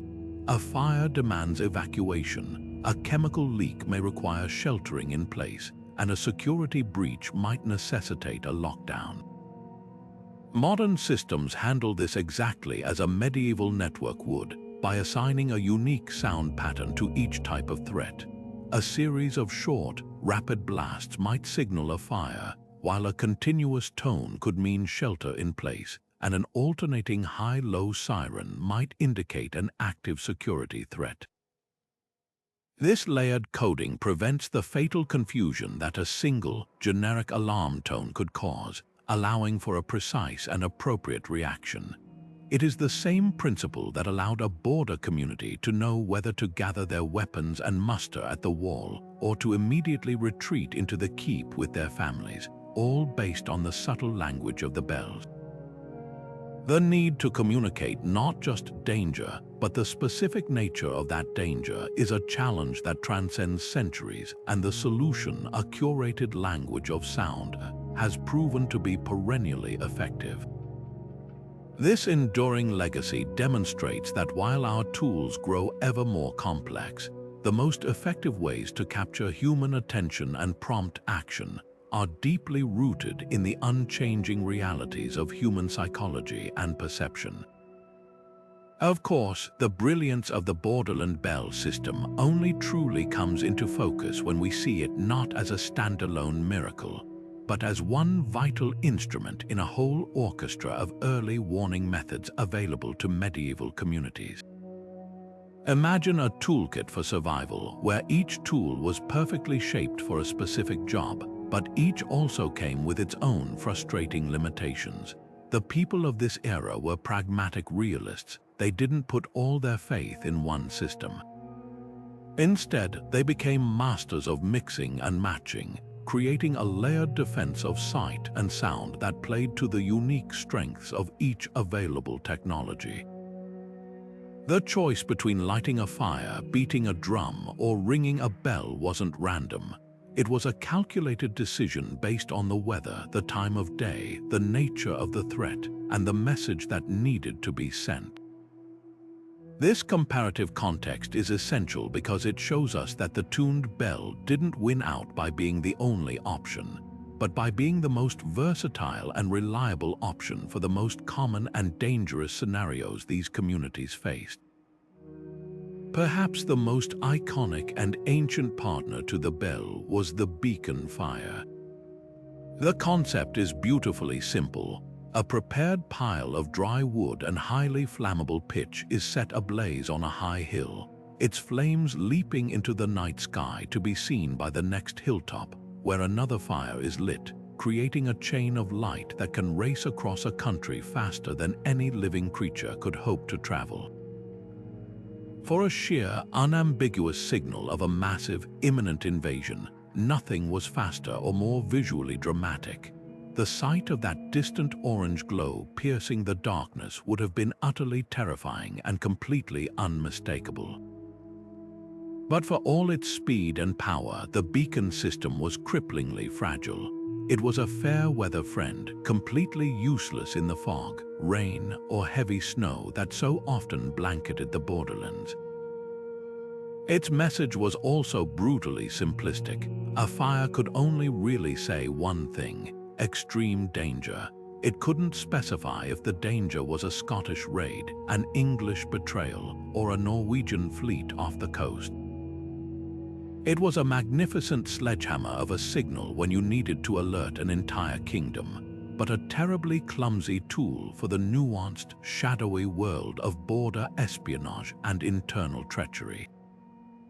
You couldn't use a beacon fire to warn that Lord Greystoke was having a suspicious meeting. You'd set the whole county into a panic. For more mobile and tactical communication, many cultures turned to the drum. This was a technology of movement and immediacy, perfect for armies on the march or for communication within a single, large encampment. Drums are portable. Their deep, percussive thump can cut through the din of a battlefield, and skilled drummers could develop complex rhythmic codes to convey different commands: advance, retreat, form ranks, and so on. Their strength was their flexibility and their reach within a localized area. However, their weakness was the very air through which their sound traveled. The range of a drum signal is inherently limited, especially in the hilly, broken terrain of the borders. Its sound is also easily muffled and distorted by wind, and it lacks the specific, tunable pitch that allowed one community's bell to be distinguished from another's. A drumbeat from a nearby valley might be understood, but one from 10 miles away would be little more than a faint, meaningless rumble, easily mistaken for distant thunder. It was a tool for the tactical moment, not for the strategic, long-distance network. Then there was the most ancient, personal, and risky method of all, the runner network. This relied on human endurance and loyalty, on individuals who knew the hidden paths and swiftest routes, carrying a verbal or written message from one point to another. The immense advantage here was the potential for incredible detail. A runner could deliver a comprehensive report, 200 heavy cavalry under Baron Fraser's banner were spotted crossing the river at dawn, heading southeast, and they were met by a party from Lord Crichton's estate. This was a depth of information no bell or beacon could ever hope to match, but the downsides were staggering. Runners were slow compared to the speed of light or sound. They were vulnerable to interception, ambush, and simple bad luck. A twisted ankle in an isolated ravine could mean a vital warning never arrived. They could be bribed or tortured into revealing their message. In the time it took a runner to cover 15 miles of rugged ground, a threat they were warning about could have already arrived and accomplished its goal. The runner was the method of last resort, or for delivering intelligence that was important but not immediately time-sensitive. So where did this leave the humble bell? In this ecosystem of flawed options, the bell emerged as the golden mean, the perfect balance of speed, reliability, and information density. Its sound traveled at, well, the speed of sound, instantly audible to everyone within its acoustic umbrella, which, as we've discussed, could be a significant area under the right conditions. It was an all-weather technology. While heavy rain might dampen its range slightly, it could still function in conditions that would completely obscure a beacon fire or distort a drum signal. A bell could be heard through fog, in the dead of night, and during a downpour, making it the most consistently reliable tool in the box. But its true masterstroke was its capacity for complex language. Unlike the single, shrieking message of a beacon, a bell could speak in sentences. Through rhythm, pitch, and sequence, it could differentiate between a sighting of a small band of cattle raiders, a common nuisance, and the confirmed, chilling reality of a royal betrayal from within. This allowed for a calibrated response. A minor threat might only require the local men to keep their weapons close, while a major one would trigger a full mobilization and alert the next community in the chain. The most sophisticated border regions didn't see these systems as competitors. They saw them as complementary layers, each activating for a different level of threat. A lone scout spotting a minor incursion might use a pre-arranged bird call or a mirror flash to a nearby watchtower. That tower might then use a specific bell sequence to alert just its own village. But if that scout saw the vanguard of a massive army, his duty was to light the beacon fire on his hill, setting the entire country ablaze with a warning, which would then be followed up by bells in the targeted areas providing more detailed instructions. The bells were the workhorse of this system, handling the day-to-day threats and the nuanced intelligence, while the beacons were reserved for the absolute worst-case scenarios. This holistic approach demonstrates a breathtaking level of strategic sophistication. It wasn't about finding one perfect solution, but about building a resilient, multi-layered network where the failure of one method could be caught by another. And at the heart of that network, for the daily grind of vigilance and the specific nightmare of betrayal, the tuned bell stood supreme because it was, quite simply, the right tool for the most common and insidious tasks at hand. But this powerful tool for communal safety came with a dark and deeply unsettling shadow, forcing us to ask a difficult question that resonates just as strongly today. What is the true cost of such pervasive vigilance? The very system that protected the physical safety of the Borderlands also systematically eroded the very fabric of trust and privacy that holds a society together. Imagine living in a world where your every move, every conversation with a neighbor, every late-night visit from a relative could be observed, interpreted, and potentially reported by a watchful figure in a distant tower. The bell ringer, for all his heroism, was also an agent of a panopticon, a constant, unseen eye whose gaze encouraged a culture of mutual suspicion. This wasn't just about watching for foreign enemies. It was about policing the community itself, turning neighbor against neighbor in a silent, unspoken competition to prove one's loyalty. The fear of being the last to report a suspicion could be as powerful as the fear of the threat itself, creating a society where the default setting was caution bordering on paranoia. This atmosphere provided the perfect cover for those in power to manipulate the system for their own political ends, far removed from any genuine concern for security. A local lord with a grudge against a rival landowner or an inconveniently wealthy merchant now possessed the perfect weapon. A quiet word to his trusted bell ringer, a whispered suggestion of unusual activity observed at the rival's estate, was all it took to set the wheels in motion. The targeted individual might suddenly find themselves on the receiving end of intensified scrutiny, their movements watched more closely, their associates viewed with suspicion. In the most brazen cases, a lord could even orchestrate a false alarm, using the pre-arranged sequence for betrayal to trigger a panic that would discredit his rival, perhaps by having the man's loyalty questioned in the chaotic aftermath. The line between a legitimate security apparatus and a tool for oppressive social control became dangerously thin. The bell, an instrument of salvation, could be perverted into an instrument of tyranny, its voice not a warning of external danger, but a signal to unleash the power of the state upon an internal enemy of the Lord's own choosing. This historical dilemma holds up a stark mirror to our own modern debates about security, privacy, and the power of the state. The tension we grapple with today between the need for surveillance to prevent terrorism or crime and the fundamental right to personal privacy is not a new invention of the digital age.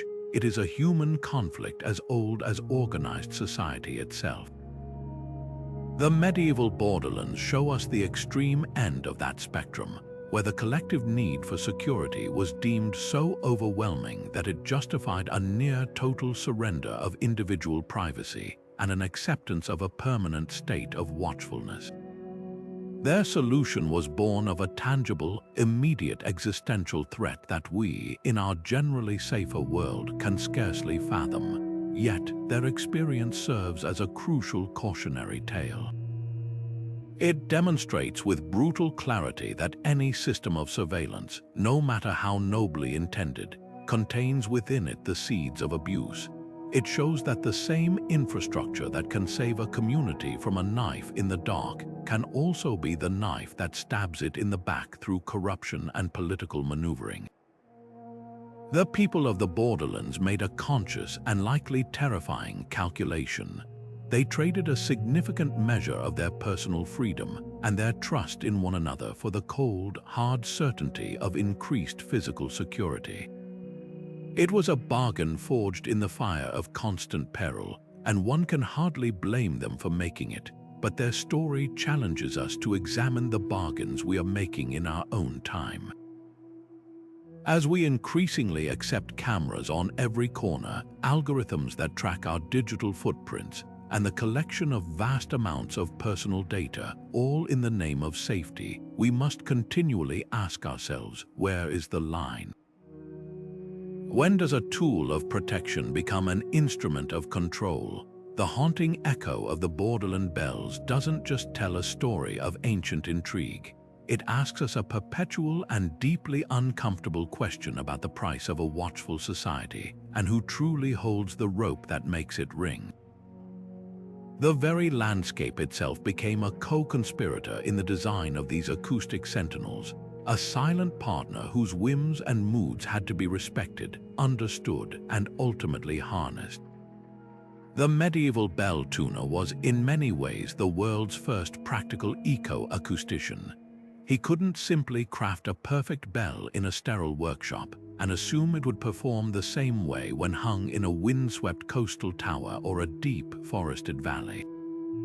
His true mastery lay in his deep, intimate dialogue with the local environment, a process of tuning that was as much about listening to the wind and the hills as it was about listening to the bronze.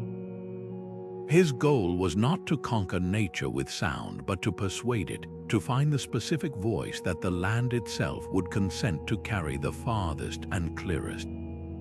This was a breathtakingly sophisticated form of place-based engineering, where the final product was a unique fusion of metal, music, and mountain.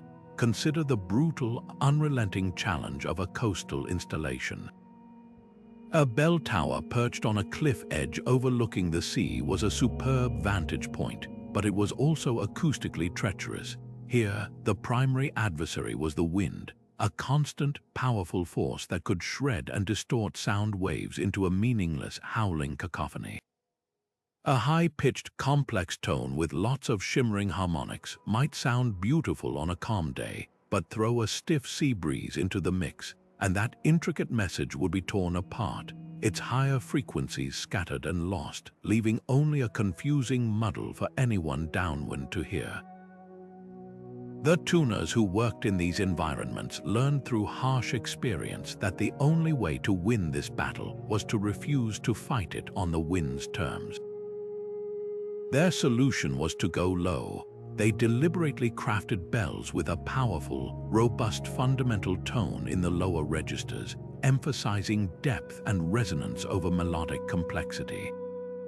Lower frequency sound waves, with their longer, slower vibrations, possess significantly more energy and inertia. They are far less susceptible to being broken up and distorted by turbulent air currents. The warning that emerged from a coastal bell wasn't a detailed melody. It was a deep, pervasive, earth-shaking drone, a sonic juggernaut that could push through a gale like a ship cutting through waves. It was a sound that was felt in the bones as much as heard by the ears, a rumble that conveyed urgency through sheer physical power rather than musical nuance. It was the acoustic equivalent of a shouted command in a storm. You might not catch every word, but the intent and the gravity were unmistakable. Now, transport that same bell tuner inland to a narrow, steep-sided valley high in the border mountains. Here, the challenges and opportunities were completely inverted. The wind might be less constant, but the terrain was a labyrinth of rock and shadow that greedily swallowed sound. A low, rumbling note that worked so well on the coast would be quickly absorbed by the dense pine forests carpeting the slopes and dampened by the soft, mossy ground. In this environment, brute force was useless. The key was cleverness, an understanding of how to use the landscape itself as a giant amplifier. This is where the magic of echoes and reverberation came into play. A mountainous tuner wasn't just tuning a bell, he was tuning the entire valley. He would experiment for days, having assistants ring test bells at different times of day while he positioned himself miles away, listening carefully. He was searching for a specific pitch, a sweet spot that would cause the sound to bounce cleanly off a particular granite cliff face, or resonate perfectly within the natural bowl of a hanging valley, effectively using the rock as a sounding board to project the note much farther than it could travel on its own. Often, this meant favoring slightly higher, clearer pitches that could ping-pong between the valley walls, creating a sustained, rolling echo that effectively repeated the warning over and over, ensuring it would penetrate every hidden hollow and remote shepherd's hut. The bell's voice was no longer just leaving the tower, it was being caught and thrown by the mountains themselves, a collaborative effort between human artifice and ancient geology. Beyond the grand features of wind and rock, the tuners also had to become subtle chemists of the very air itself. They developed an empirical understanding of how humidity and temperature dramatically alter sound propagation, a principle every modern physicist knows but which they grasped through observation alone. On a cold, still night, especially under the condition of a temperature inversion where a layer of warm air traps colder air near the ground, sound can travel with freakish clarity over immense distances. A bell tuned for this phenomenon would sound different. Its voice would seem sharper, clearer, and could be heard in villages previously thought to be well out of range. Conversely, on a hot, humid summer afternoon, the thick, moisture-laden air acts like a sponge, absorbing higher frequencies and making everything sound muffled and close. A wise tuner accounting for this would ensure his bell had a particularly strong mid-range presence to overcome this dampening effect. This intimate knowledge turned their craft into a form of weather-dependent strategy. The bell ringers themselves knew that their most critical watch was on those cold, crystal-clear nights, when a single strike could be heard for what felt like forever, and that they had to be especially vigilant on dense, muggy days when the world itself seemed to be listening in, holding its breath and masking the approach of danger. This wasn't just metalworking, it was a profound collaboration with the invisible elements, a dialogue with the atmosphere to ensure that no matter what the weather, the message of betrayal would always find a way to travel on the air. Beyond their starkly practical role as sentinels of security, the resonant voice of the bell carved a deep and lasting groove into the very soul of medieval culture, finding profound expression in its art, literature, and collective imagination. To understand this is to see the object in its entirety, not just as a tool of war, but as a powerful symbol that gave a society the language to express its deepest fears and highest ideals. In the illuminated manuscripts, tapestries, and church sculptures of the period, the bell is rarely just a background detail. It is a charged emblem heavy with meaning. In a conventional religious context, it most commonly symbolized the voice of God Himself, a call to repentance, a marker of sacred time, or a herald of divine judgment on the day of reckoning. Its sound was believed to purify the air of demons and bless the community, a sonic shield against the unseen evils of the world. It also stood as a potent symbol of communal identity. The shared sound that structured the day and called everyone to Mass was the auditory glue that bound a village together, a constant reminder that they were part of a whole greater than themselves. Yet, for those living in the shadow of the Borderlands, this universal symbolism was infused with a much darker, more urgent set of meanings. Here, in poetry and local chronicles, the bell transforms. It becomes the unwavering eye of the community, its sound a manifestation of collective vigilance. To be under the protection of the bell was to be watched over, to be included in a pact of mutual survival. Conversely, a bell that failed to ring at a critical moment was not just a mechanical failure. It was the ultimate symbol of social breakdown, a chilling metaphor for a community that had fallen asleep at its post or, worse, had its heart cut out by corruption. This is where we encounter some of the most powerful literary metaphors, poets and storytellers trying to articulate the visceral shock of treachery, often reached for auditory imagery.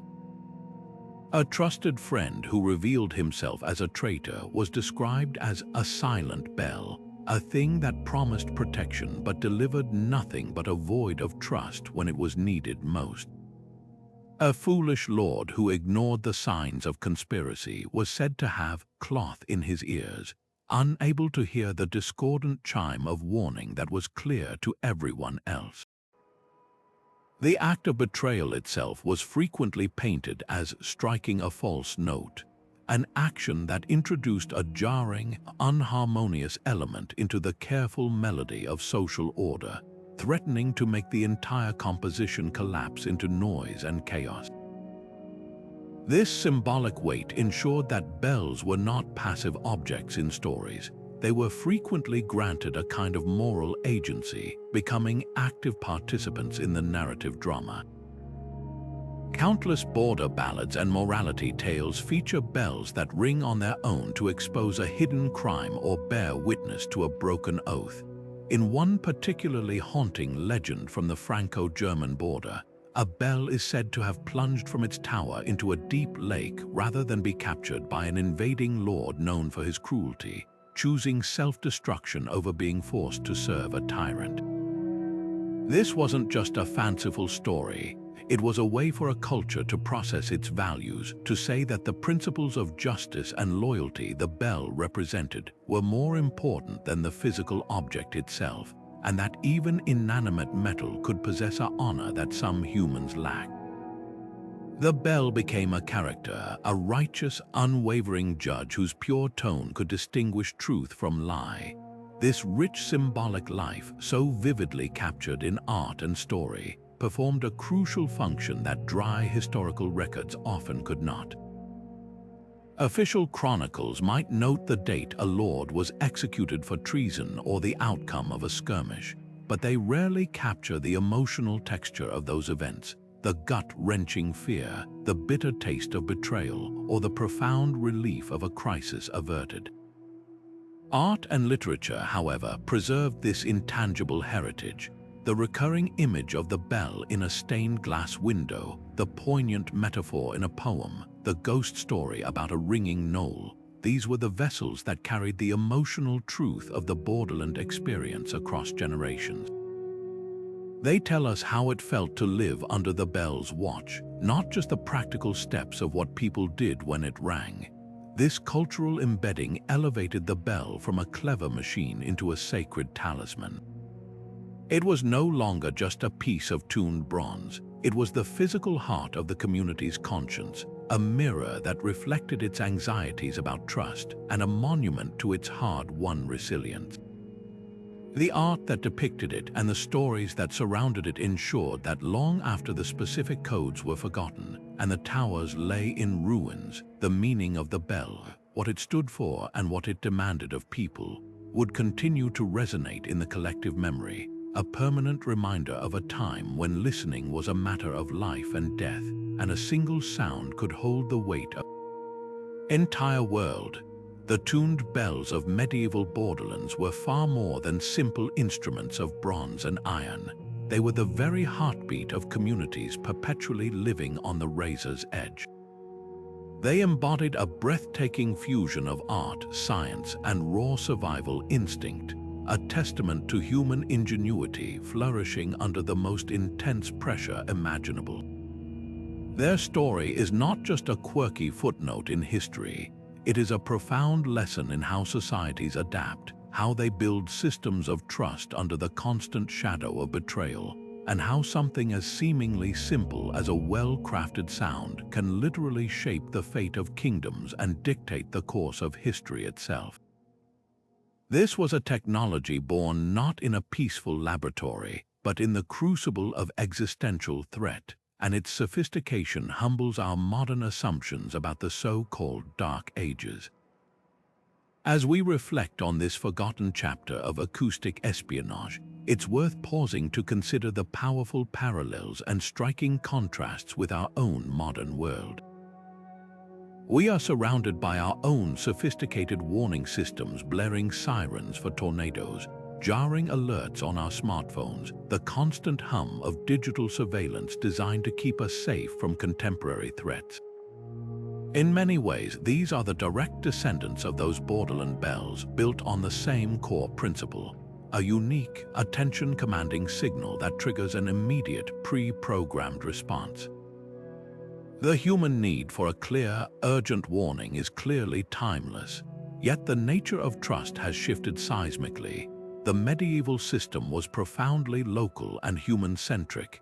It relied on the sharp eyes and unwavering judgment of a single, known individual in a tower, a person woven into the fabric of the community they protected. Our systems, by contrast, are often anonymous, algorithmic, and centralized. Our trust is placed not in a neighbor we might know, but in faceless code, distant government agencies, and complex networks far beyond our individual comprehension. This shift offers incredible efficiency and scale, but it also creates a new kind of vulnerability and a different flavor of anxiety, one less about the traitor next door and more about the opaque systems that govern our lives. This journey into the hidden world of sonic secrets reveals a universal truth about the human condition. Our greatest innovations are often forged in the fires of our greatest fears. The constant, gnawing threat of betrayal compelled a society with limited resources to achieve a mastery of acoustics and metallurgy that would not be surpassed for centuries. It forced them to think strategically about psychology, to engineer not just a tool but an entire human response system. They understood that to be effective, a warning couldn't just be heard, it had to be felt on a primal level. This story challenges us to look at our own challenges not as insurmountable obstacles, but as puzzles demanding creative, multifaceted solutions.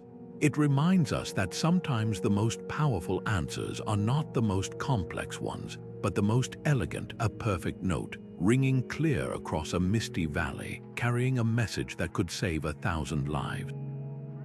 If you found this deep dive into the world of medieval acoustic espionage as fascinating as we did, we'd love to hear your thoughts down in the comments below.